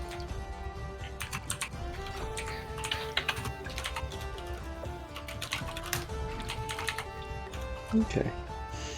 So as you reach out with your staff and just start jabbing at the skeletons, and you notice that one or two of them seem to have embedded the rib cages and seem to have been broken slightly. You can see there's just one or two slim slivers of metal sticking out from them. Slim slivers of metal, like a needle or a knife? Like a needle, yeah. That sounds a lot like what Lyroon did earlier. Interesting. Do you want to explain yourself? Sorry? No. Just to Lyroon. Sorry, what was that, Lyron? Well, we just found the corpses with a bunch of what seems to be very similar to acupuncture needles sticking in them. Yeah, investigation. Wait, has anyone grabbed them? If not, then I want to grab one out carefully. Yeah, well, Nanto's just sort of jabbing one. Actually, he hasn't commented on this to anyone yet. He's just jabbed one of them, and as he's moving them, they don't seem to react. But just as he's looking at them, you can just see there's some slivers of these needles almost sticking out from some of the skeletons. Have I made it to the skeletons now? By the way, you're on your way. Yeah, you're just about to arrive. everybody, I have grave news for you. Ha, because they're skeletons. I believe, at one point, these folks were killed. Ravenous, like, on her way down, just kind of like, face palm. Sure, really. Okay. Let's have. So you've done your investigation check. I believe Lyroon was helping you. Were you doing the help was he? action? Yes. Or, yeah. So Good, it's, because I did shockingly. all right. So let's see. Give me another investigation checks, Ravenous. Let's No, see. I got 11. Would I not just add something to it? No, help just lets you roll again, basically, and then you take the best result. Oh, So it's advantage, effectively. So I'm just seeing if you do any better. Yeah, that's much I better. did. Yeah. So you give them a look over in more detail. And you can see there's definitely more than a few bite marks. Looks like the flesh was chewed away from the bone.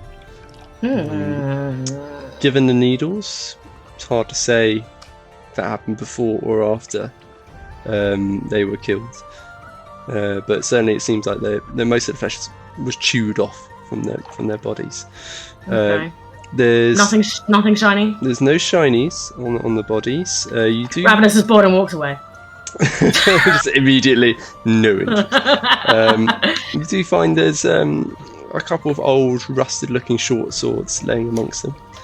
But as well, from your investigation check, you do notice something. And that What do I notice? And that is in the behind one of them, set into the wall. There is a trio of holes, small holes, that seem to have been built in to the stonework. Behind them. Mm-hmm. How big are these holes? Ah. Oh, it's traps! Potentially. Guys, there's traps. What do you mean? Well, it seems like these little needles may have been spurted out of these small little holes that happen to be positioned behind these 3 little dead bodies. Ooh, interesting. That's my deduction. I knew it. They were killed long ago. Well done, Nanta. Uh-huh. Your assessment is very good. But curiously, you don't see any sign of a trigger. Doesn't seem to be an obvious way that those holes were triggered to fire those needles. Ooh, but consider this. What if it's not a trap? And what if these needles go into the holes and unveil a treasure? Okay, I'm willing to try it. Who's with me? I'm willing for you guys to try it.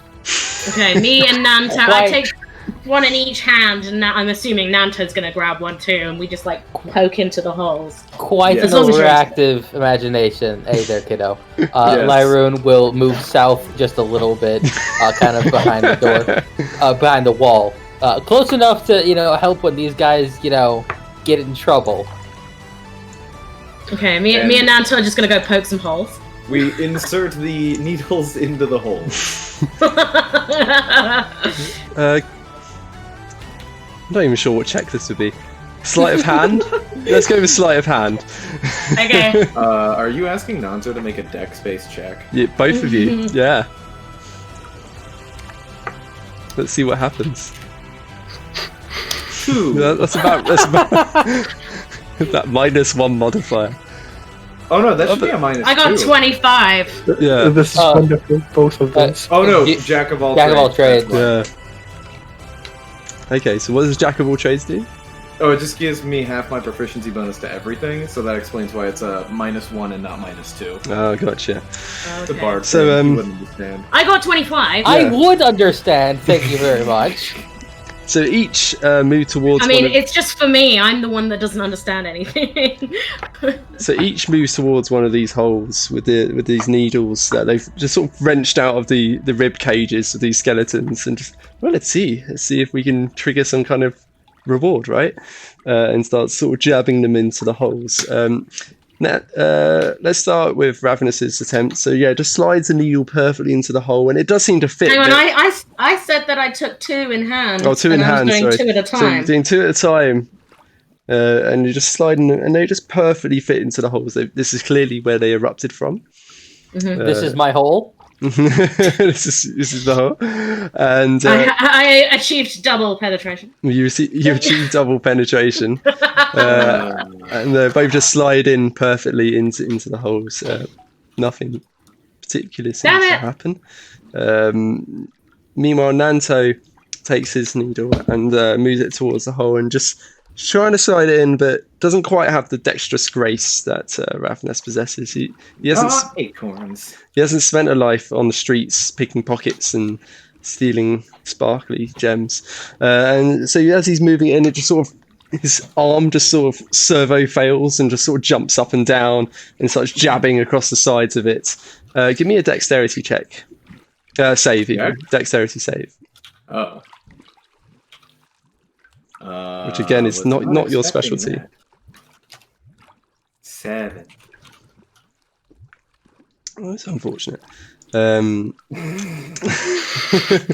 That's unfortunate. Thank you. Give me a Constitution save with advantage. Is it poison? Mm-hmm. I know. I'm gonna. Where is it? Yeah, you're fine. So, yeah, he's just sort of jamming it in, and just, suddenly you hear this,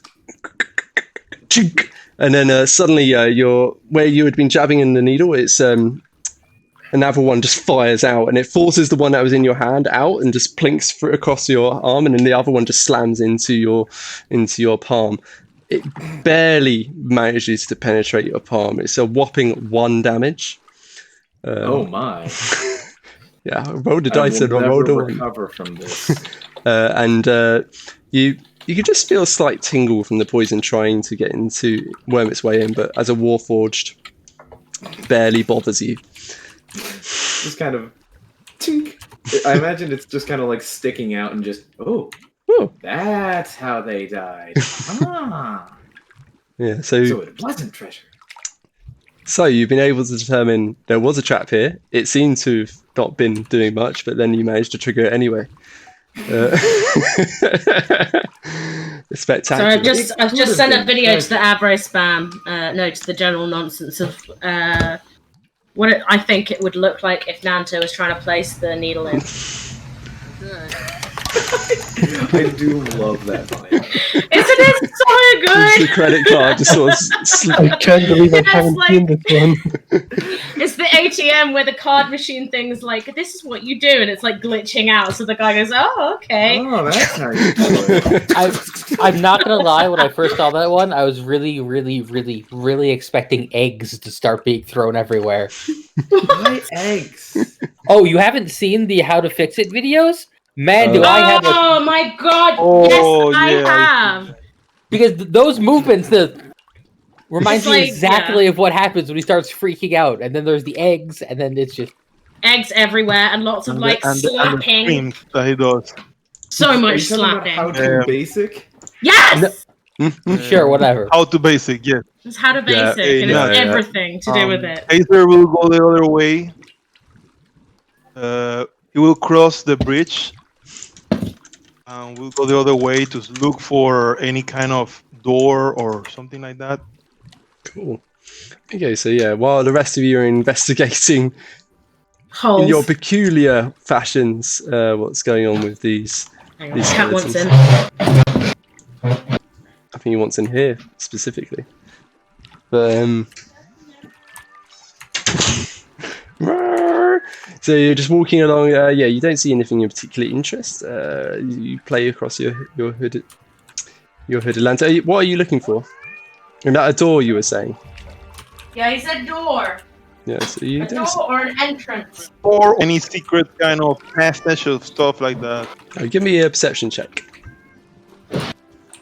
I don't think they're letting the cat. I in roll here. a 21. Roll a 21 on investigation. Let me give you the perception. Okay, 21 per investigation.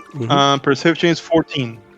Yeah, Sammy, I don't think letting the cat in here was the wisest decision. He's just now sat He at the was door. go- Yeah, but he was just sitting at the outside the door meowing. What but was that- I gonna do? Now he's sat at the door meowing on the other side of the door.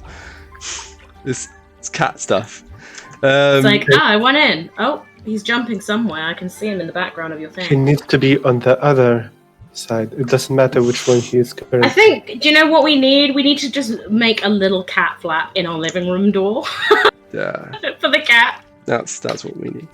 So, you're inspecting the walls, looking for any kind of secret entrances or doorways or passageways or anything. You don't see anything like that. It's just old mortar. There's a couple bits where it's crumbled, but certainly nothing that seems to trigger a secret entrance. There's some bushes.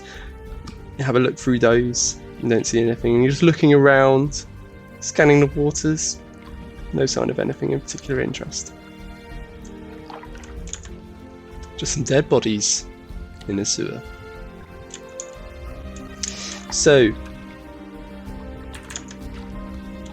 I think, yeah, you defeated the rats, found some bodies, discovered there was a disabled chap amongst them. But yeah, so far you've been mostly led by what's been attacking you. What are you going to do? What are you going to do now? I would be inclined to continue down the direction the rats were going to see if they potentially were leading us to where they were spawned from, or where their master may be. The Rat King. Yeah. Okay. How about the rest of you? Well, I'll follow in suit. To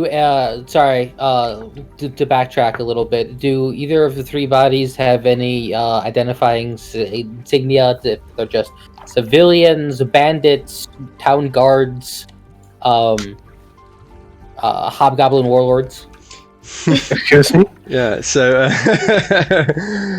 so looking over the bodies, it's interesting. Most of their equipment seems to have been removed or eaten or something. It's not present. There's just a couple of old rusted short swords by their sides. Certainly there's no valuables or identifying insignias, and all of the meat on them has been consumed, presumably by the rats. So difficult to say what their purpose was. Fair. And do any of them have horns, such as tieflings? Ooh. Let me check my notes. I don't think Ravenous has actually ever come across another tiefling in her whole life. So she'd probably just be like, oh, they got horns like me. That's nice. No horns. Better question. Do they look like human skeletons? Yeah, they're humanoid skeletons. Certainly. That's not what he asked. Are they human skeletons? Oh, human specifically, I would need a nature check. Or would that be a medicine check?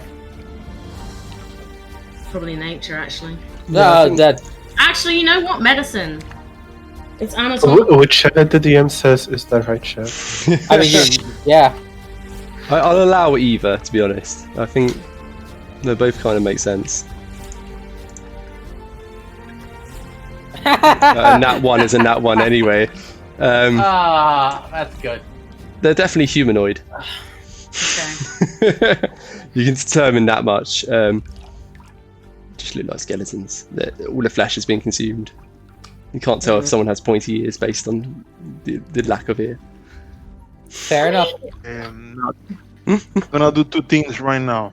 I'm gonna shape water in that poopy water so I can cross back, and gonna command the baboon to go all the way to where I cannot see, so he can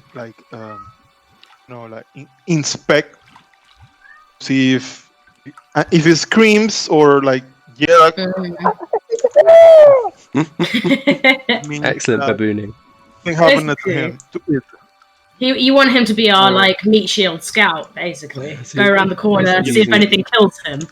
Using him as decoy. So yeah.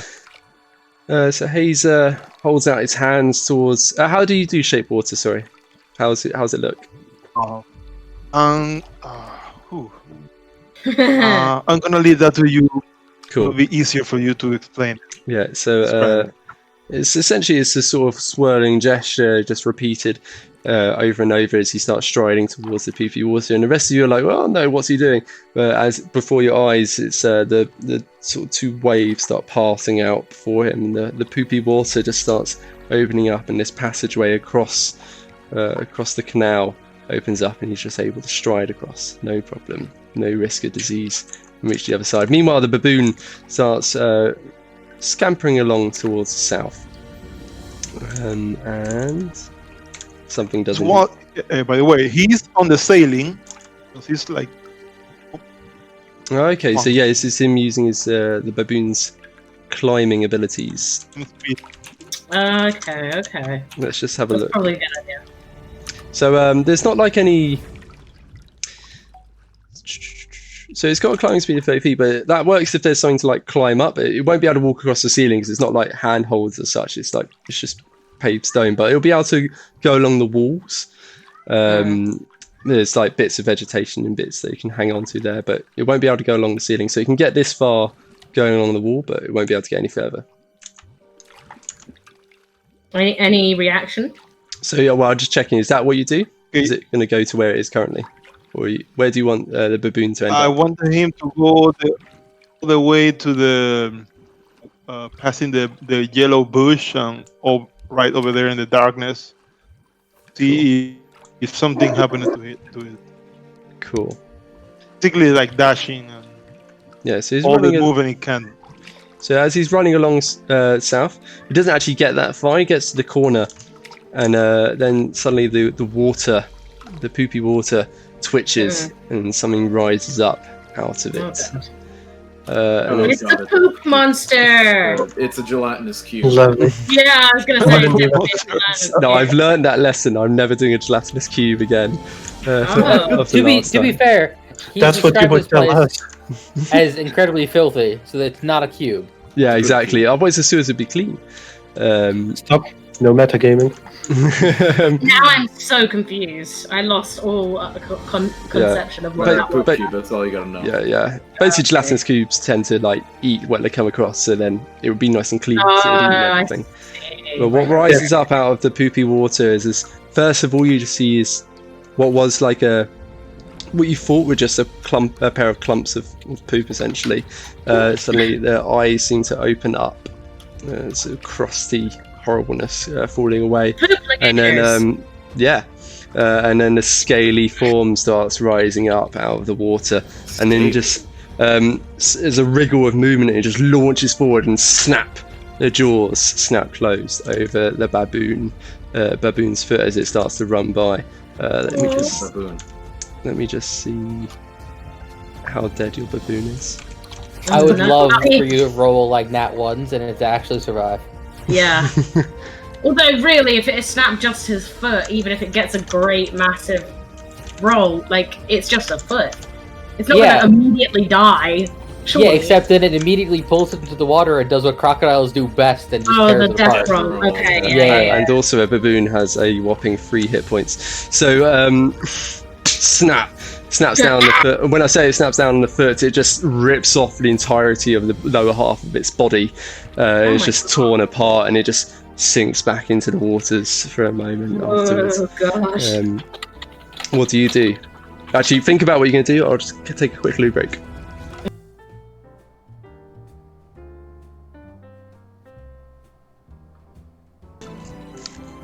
And then everyone died. Sorry, I just really wanted the first thing he heard. To be That's my job to say that. Okay, so what did you settle upon? So we were trying to decide whether or not. Buruk decided to sort of get into view to see what might have happened. I decided straight away I was going to walk on the ceiling. And also we were deciding whether or not we needed to roll for initiative, or whether you saying that he submerged himself back into the water meant we had a bit of time to react. It's more, he's accomplished whatever he was trying to do there, which is seemingly to eat half your baboon. Okay, in which case... Not yet. Yeah, so Ravenous goes on the ceiling after hearing the weird chomping noise and goes, Lyroon, what the heck just happened? A alligator just ate the baboon? Oh, that doesn't sound very A nice. sewer alligator. Alligator? I could make friends with that. Okay, you have fun with that. I'm gonna stay on my ceiling.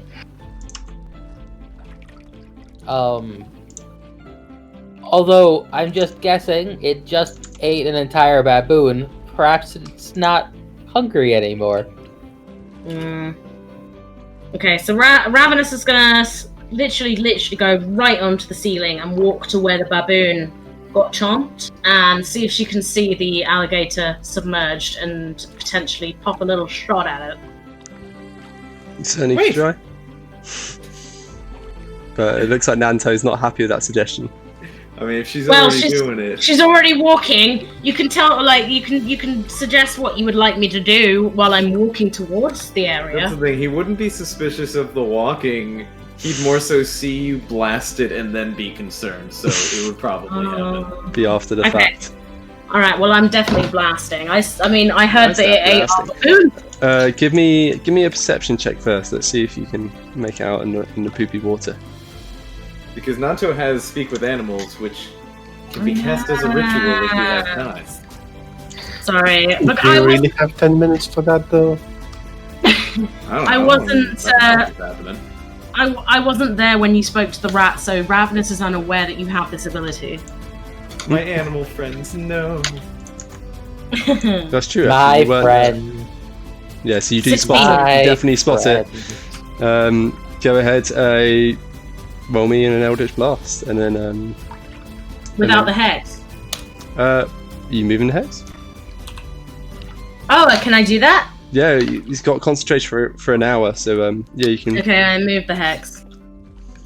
move that hex over. 18. Yeah, right. Roll me initiative, everyone. Shit! I'm so sorry. Oh my god. I'm sorry. He ate my baboon friend. My friend. His butt was glorious. Baboon acquaintance at best. I mean, yeah, okay, maybe. Okay. So far, the crocodile is winning the initiative. Oh no. That's not good. Everyone rolls it again, right? Hmm? Just them. Okay, so everyone. Everyone. No. Hey, Whoa! one of you got good initiative. All right, so it goes. Nice. So Now it's Hazel, up. you're up first. Okay. So I'm gonna try to mess it up again. Now let's try something I have here. Oh wait, yeah. Did Where am I I? hit? Wait, where am I? What is the You thing? did. Yeah, sorry. So just before you do that, actually, Ravenous, just walks along across the ceiling, just moves over that hex with just that purple smoky iridescence, just washes over. She's able to see just one eye poking out through the poopy water, and she knows that she can get one meteorite off, and just summons one of those purple swirling meteorites and just hurls it down. And it just splashes across the eye and it immediately winces shut, and then the whole crocodile just rises up. This giant crocodile rises up out of the sewage water. What noise the crocodile's made? It's a weird, deep rumble. Yeah, there you go. Something like that. That's only when they're trying to mate, and I really hope that isn't right now. Yeah, Okay. that rumble Expecting- is for when they're trying to attract mates, and oddly enough, it travels an incredible distance because of how low pitched it is. Yeah. You can hear it. Crocodiles can hear it from miles and miles and miles away. Okay. So probably not a mating call, more just an angry call. Right, Hazer, sorry, what are you doing? Okay, so where is the crocodile? Is that thing there? Like the Yeah. two- Yeah, the green blobs in the water are where the crocodile are currently. looks like a poop. It's a poop crocodile. Looks like Mr. Pooh. Okay. Oh, I'm gonna.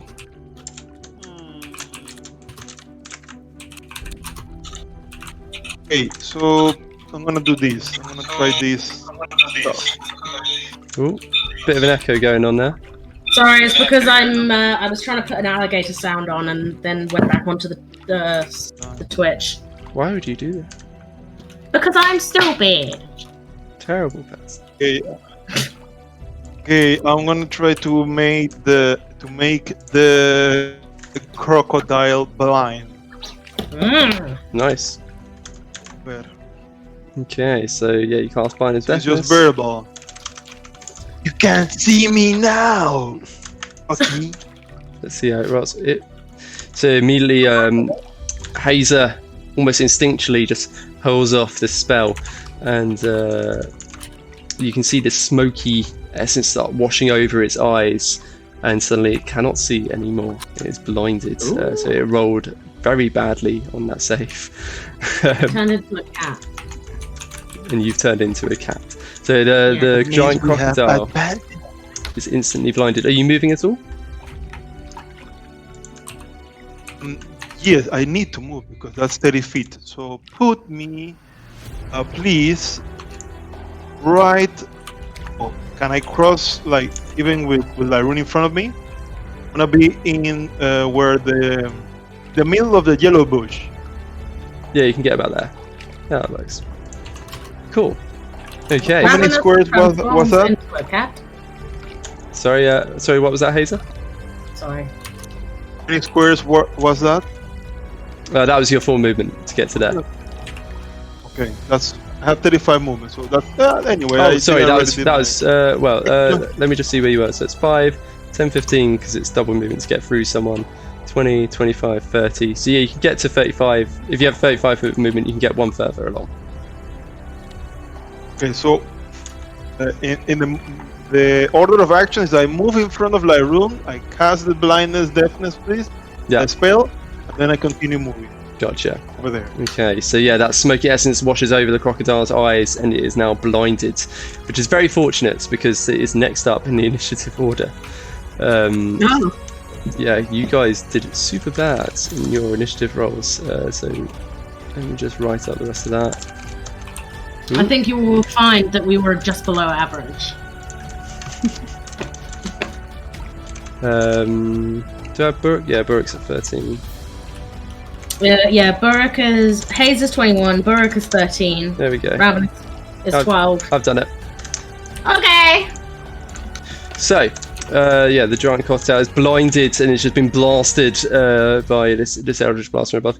It heard Hazer running along, and you can hear the rest of you. You haven't been like stealthing or anything, so it's just going to blindly try and lash out at the closest enemy it can hear, which would be Lyroon. Oh. Ooh, this is annoying. Technically, wouldn't I be the closest, even though I'm on the ceiling? Yeah, but it can't get to you. It doesn't know that. It doesn't know how close I am. It's blinded. You're on the Wait. ceiling. It can hear you on the ceiling. Damn it! And okay, so it's 2 attacks.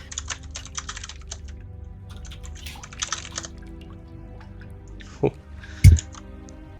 So it swims forward through the poopy water and just launches itself out towards Lyroon. The tail flicks round first, and Lyroon just lightly jumps onto the wall and leaps off, and the tail just swipes underneath him, no problem. But the whole crocodile then just spins round and then just clamps down with its bite onto Lyroon's, just clamping down across Lyroon's torso, and the teeth just start sinking in. It is a vicious, vicious bite.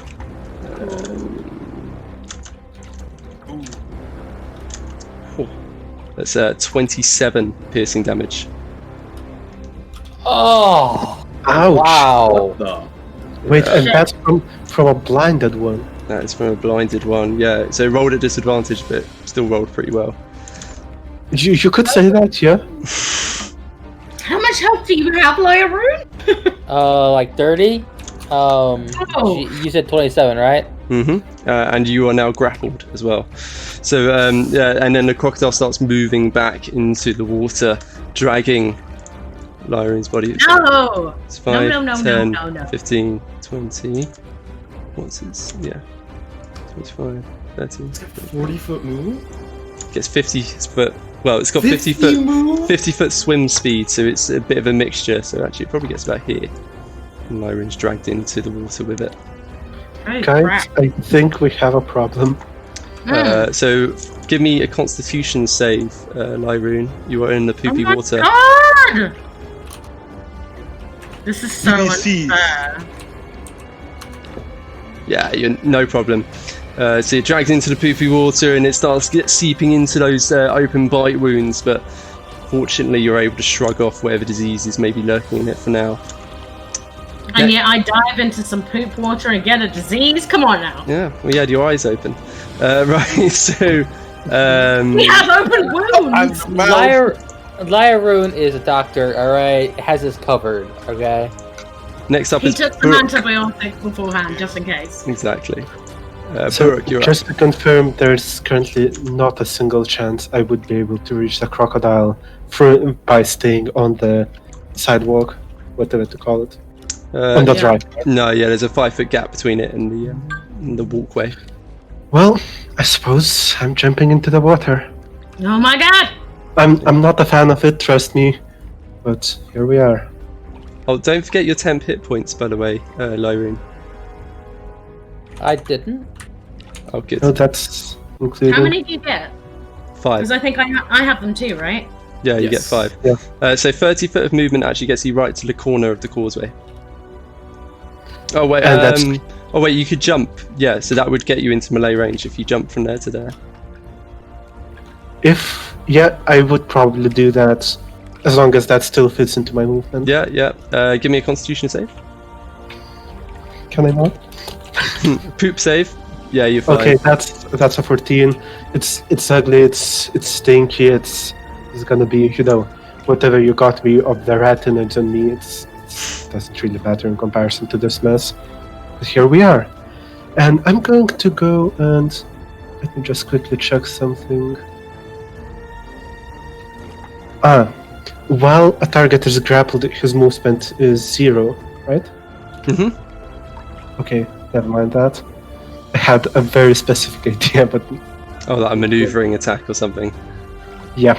Yeah, that would have been But- good, but yeah, unfortunate. Right, so in that case, I am going to first strike it with a sword as a bonus action of the offhand attack. And it is blinded, so it goes at advantage, right?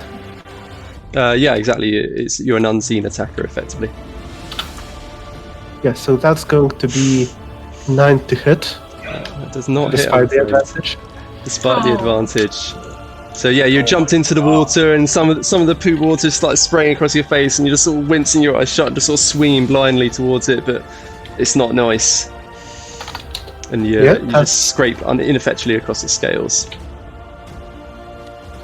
That's fine. However, I will go for another attack with the battle axe for my action, and I'm going to use another pushing attack on it, with hopes of, at the very least, just shoving the crocodile further back from us. And I'm not sure whether that makes him let Lyroon lose. I think it does break the It grapple. surely can't help. Yeah, It surely can't harm us. yeah. Let's see if you manage to hit. Yep. Hey, So that's going to be shush. a 12 to hit. Yeah, these rolls, man. It's not a hit, is it? It's not. That does mean you get to keep the superiority dice. They're only upon a hit. Oh, really? Perfect. So yeah. So he swings her with the short sword, and he's just sort of wincing slightly. It's pretty horrible. This poopy essence, and just scrapes ineffectually across the scales. Swings around with a battle axe, and you just hack into the scales, and it sort of sticks fast for a moment. But you haven't managed to cleave through, unfortunately, and it seemed utterly unbothered. Who knew this was going to be the thing that killed the whole party? Right? I mean, the DM definitely knew, but that's none of our business. I mean, when it's throwing out 27s? yeah. It's a lot of damage. That's That's a a lot lot. of damage. Ravenous. If So only we I'm- had some flex tape. That's a lot of damage. That's right. Just Lyroon just starts rapidly punching himself. Ravenous, you're up. So I'm gonna head to the southwest corner of the passageway, so that if it goes either direction, I'll still be able to see it. Is that there? Hang on, let me just get on the. No. Literally on the corner of the pathway. Like that. Yeah. And then let out an Eldritch Blast on this mother sucker. Hmm. There you go. 22, You actually get 16 advantage. damage. So roll me a d20. Well, just do another attack, just see if you get a better. If you happen to nat 20. No. So that's 16 damage. Yeah. So Ravenous unleashes another one of those purple meteorites. It just goes sailing down. The first one had already caused its eye to wince shut slightly, and the second one it's blinded thanks to Hazer's magics, and just blasts apart a small chunk of scales. And you can see a little bit of its flesh poking out from it. It doesn't look very happy, but it's not hurt yet. Right. Lyroon. Cool beans. So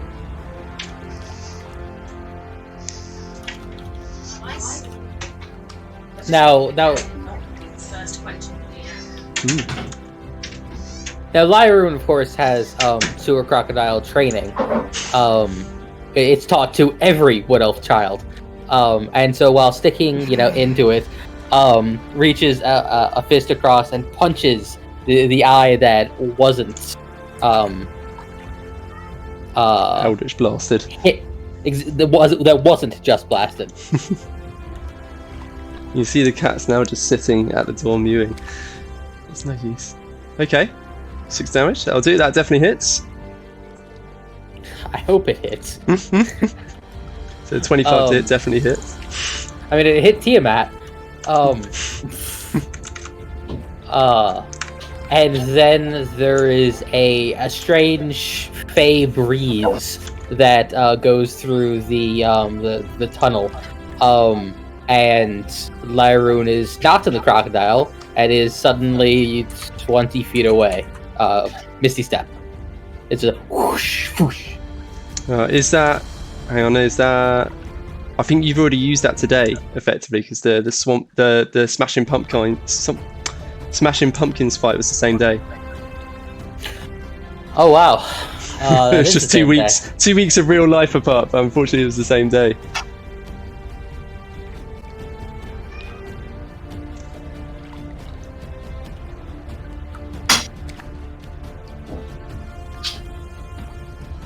Okay, then just screw it. Another punch. Hey, Odin. Apologies for that. Keep on punching. Sort of.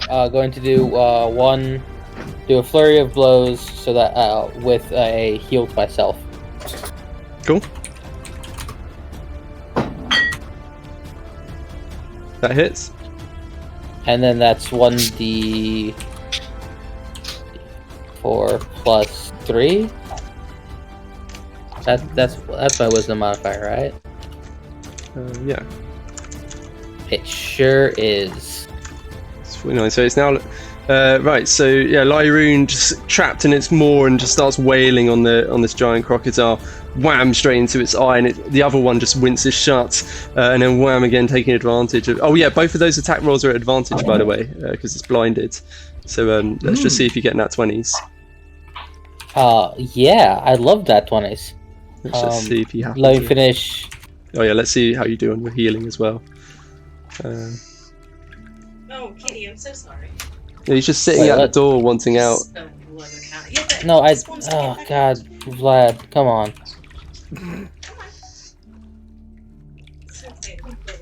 Okay.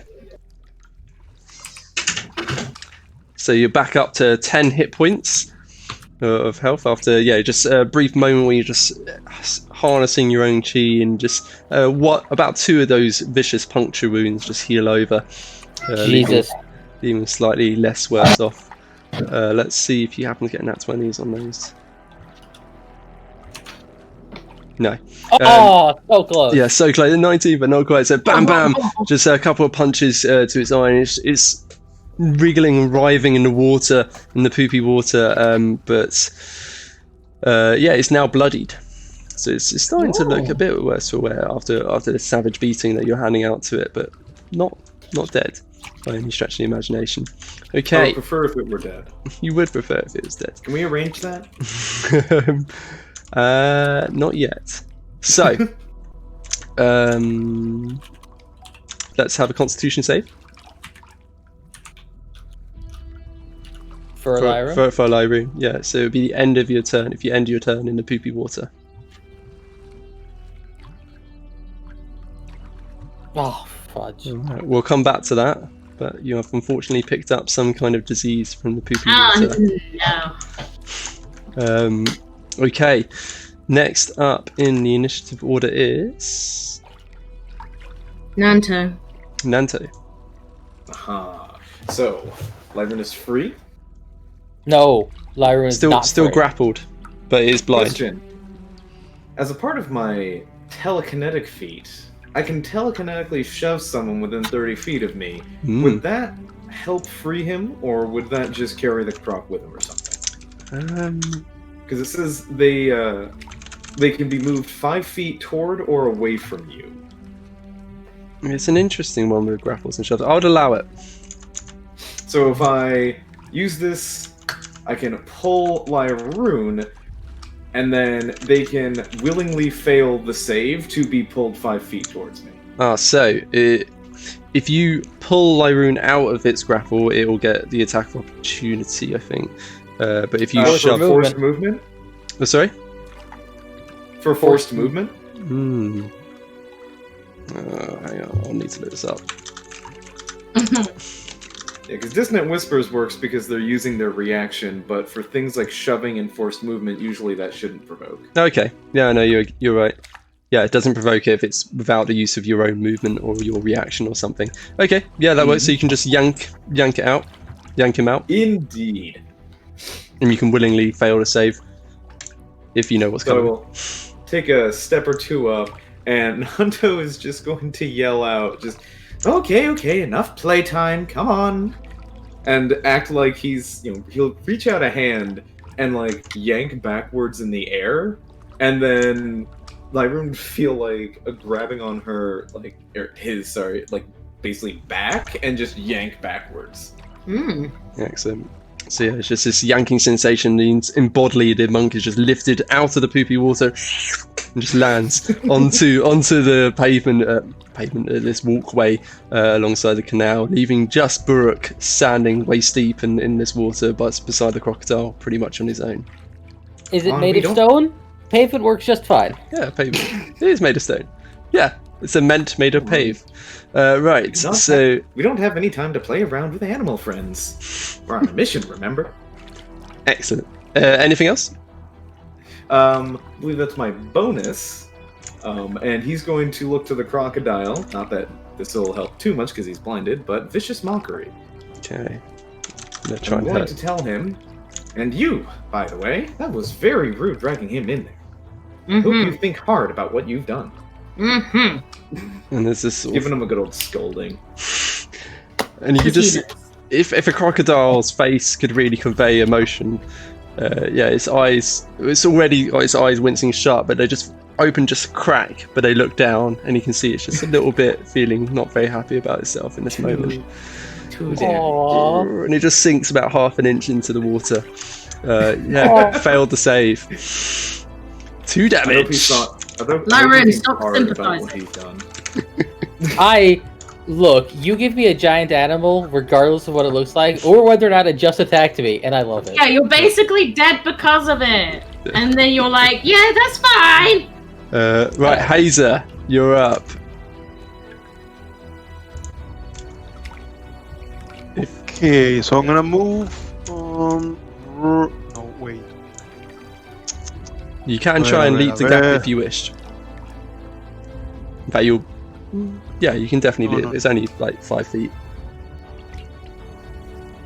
The croc is still alive, right? Mm-hmm. Very much so. So I'm gonna put myself.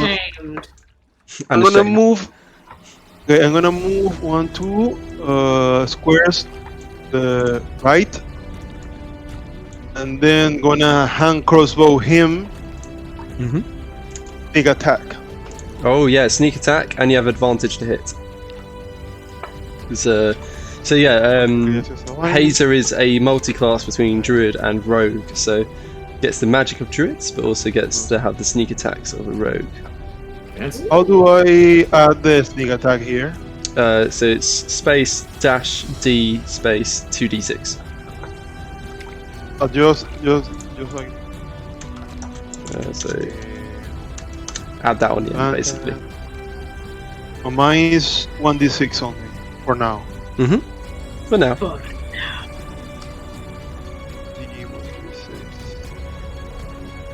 Let's see. Why, Kitty? Oh, No, it's 2d6 that you get added, not 1d6. So roll one more d6.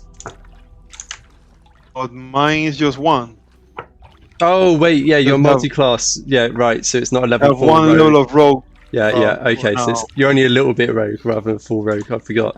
Right. So Hazer just marches along down the causeway, down the pavement, readies that hand crossbow and just sights down on this blinded crocodile writhing in the water from this wailing of blows, and just. You can hear the snap of the mechanism firing, the string going taut, and the bolt just flies forth, spirals once through the air, and just sticks fast into the side. Just as it's rolling, and it just sticks into the underbelly of the crocodile and just sinks deep. Does a decent amount of damage, 12 damage to the crocodile. And Such a then nice kitty. I'm gonna move right behind, with the rest of my movement. I'm gonna put myself behind Lyroon, Cool, like there. just for safety measures. Ability. For safety measures, I'm going to put myself behind the person who's basically dead. I still have my bonus action, so I'm gonna heal Lyroon. Ah. What's My bonus action. Mm. Healing what's word. that? Healing word. Very nice. Ooh. What's your healing word look like? Wait, I'm gonna let's see. Healing word. So I'm gonna put into Lyroon's mouth a small kind of mushroom so she can heal herself. From wait. 6. range? Yeah. Some 6 hit points. Excellent. So Like- your words are more like mushrooms. So yeah, and just Hazer just walks up behind Lyroon and just takes out this mushroom and just pops it into his mouth. Whether you like it or not, you get healed 6 hit points, and another one of those vicious bites, another one of those vicious teeth wounds in Lyroon's chest knits over a new scar gained today, but you're a little bit more alive. For Gross. future reference, you may have to come up with a different one for Nanto if you ever use it on him. He doesn't have a mouth. Oh, No mouth, doesn't eat. Okay, He doesn't eat. true, yeah. Mm-hmm. so that's I look It goes forward into to his creativity. eye orbs. exactly. Right, so we're at 3 hours now. I think we'll be able to wrap this up in about 10 minutes, and then we'll be good. Excellent. Okay, so next up is the crocodile's turn. It's only got one target next to it. It's going to take a wild blind bite towards him, and then a wild blind tail swipe towards him. Ah, wrong channel. But you do see that the bite hits. Where did you send it? Avray spam channel, Uh-oh. but the tail swipe misses. So Question: is he within 10 feet of me right now when he yes. attacks? Yeah. Okay, so give me a reaction, a con saving throw of 13. Oh, what's happening? Halo of spores. Wait, do you have to Oh activate boy. That's reaction. It is that? like, Oh, I thought you had to wait. activate and then you could. No, do no, it. My no. bad. That's symbiotic stuff. Right. We got a nat 1. So what happened? Sorry, what was the effect? What's it called? Halo of spores. Let me copy. Halo of Jeez, spores. Halo of spores. put it over there. So that's the Circle of Spores Druid.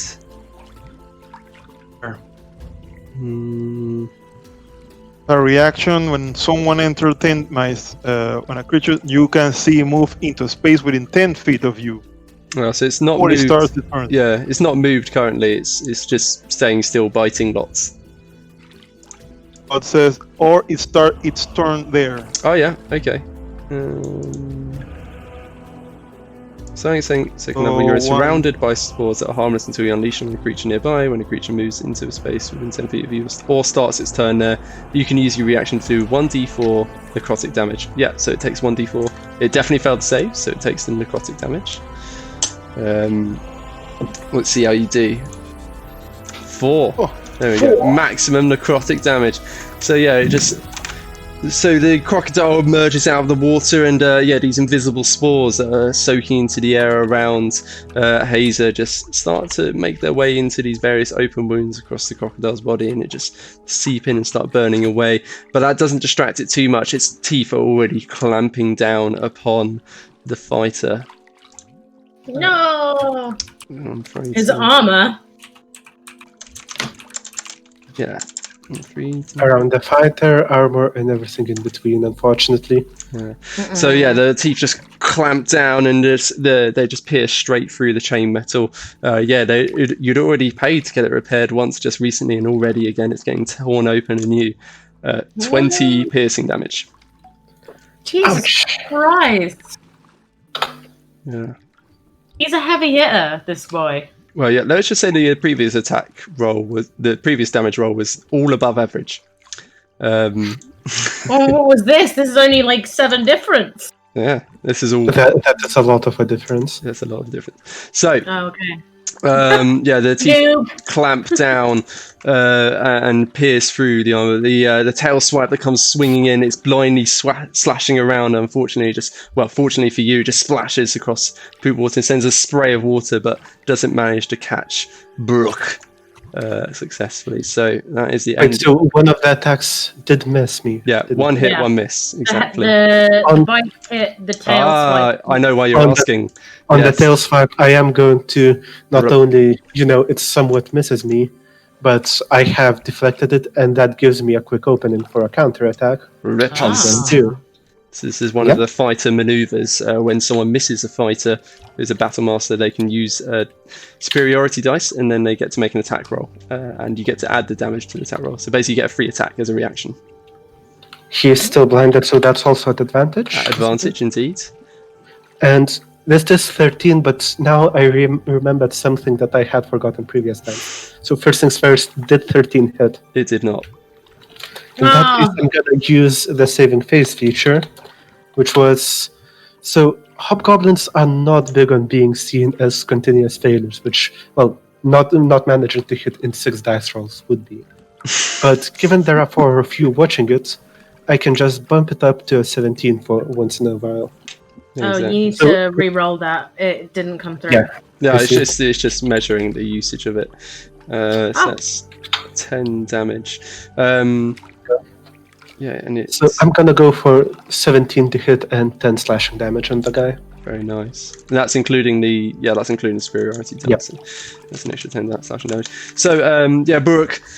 As soon as the tail just swipes harmlessly just before him, immediately just swings round with a battle axe and hacks down, and it's just about going to miss, but he just suddenly realizes they're all watching him, and it's as a blind target. He cannot possibly let himself fail, and he just changes the arc of that weapon strike just slightly enough to cleave through the scales and just leave another vicious wound down the side of the crocodile's sides. And it's looking pretty worse for wear now.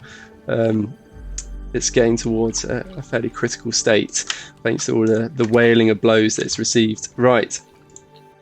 Next up, it's Brooke's turn, in fact. Indeed. And I'm going to continue slamming my battle axe into that beast. And you know what? I'm just going to use a precision attack on this, just for safety. So that's yet another of the Battle Master maneuvers. You have advantage anyway. Yes, but I don't trust it anymore. So instead of adding 1d8 to damage, it adds 1d8 to chance to hit instead. Oh, okay. Yeah. Yeah, so that should do it. Yeah, so that's going to be 23 to hit for 10 more damage. Definitely hits. And how do you want to do this? Well, since the tail swipe, I had just barely managed to slam my battle axe into the tail, which opens a sizable wound there. As the crocodile turns around, just trying to find some way to protect itself. Unfortunately, it exposes that very same wound again, and Buruk would naturally just smash his battle axe into the exact same spot again. Just unfortunately for the crocodile, tearing its tail off. And from there, I would imagine, after a bit of struggling, the poor beast just sinks down into the depths.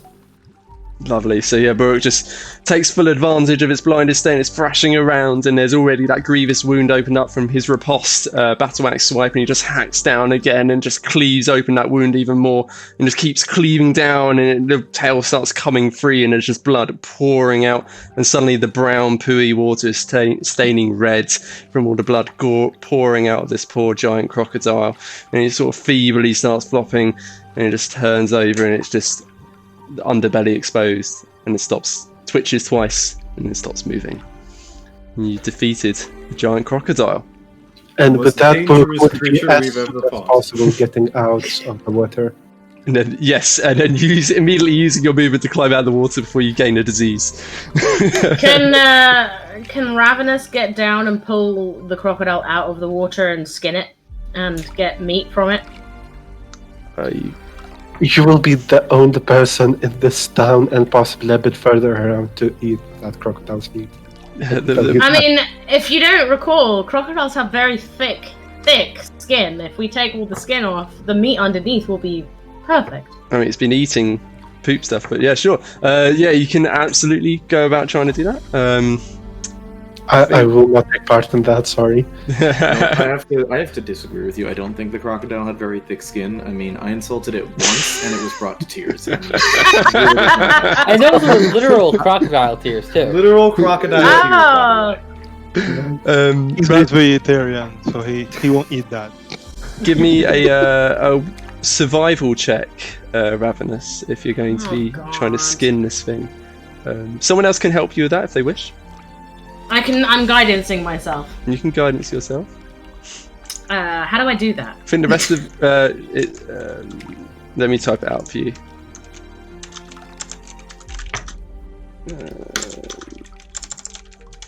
There you go. So, finally, the crocodile is defeated.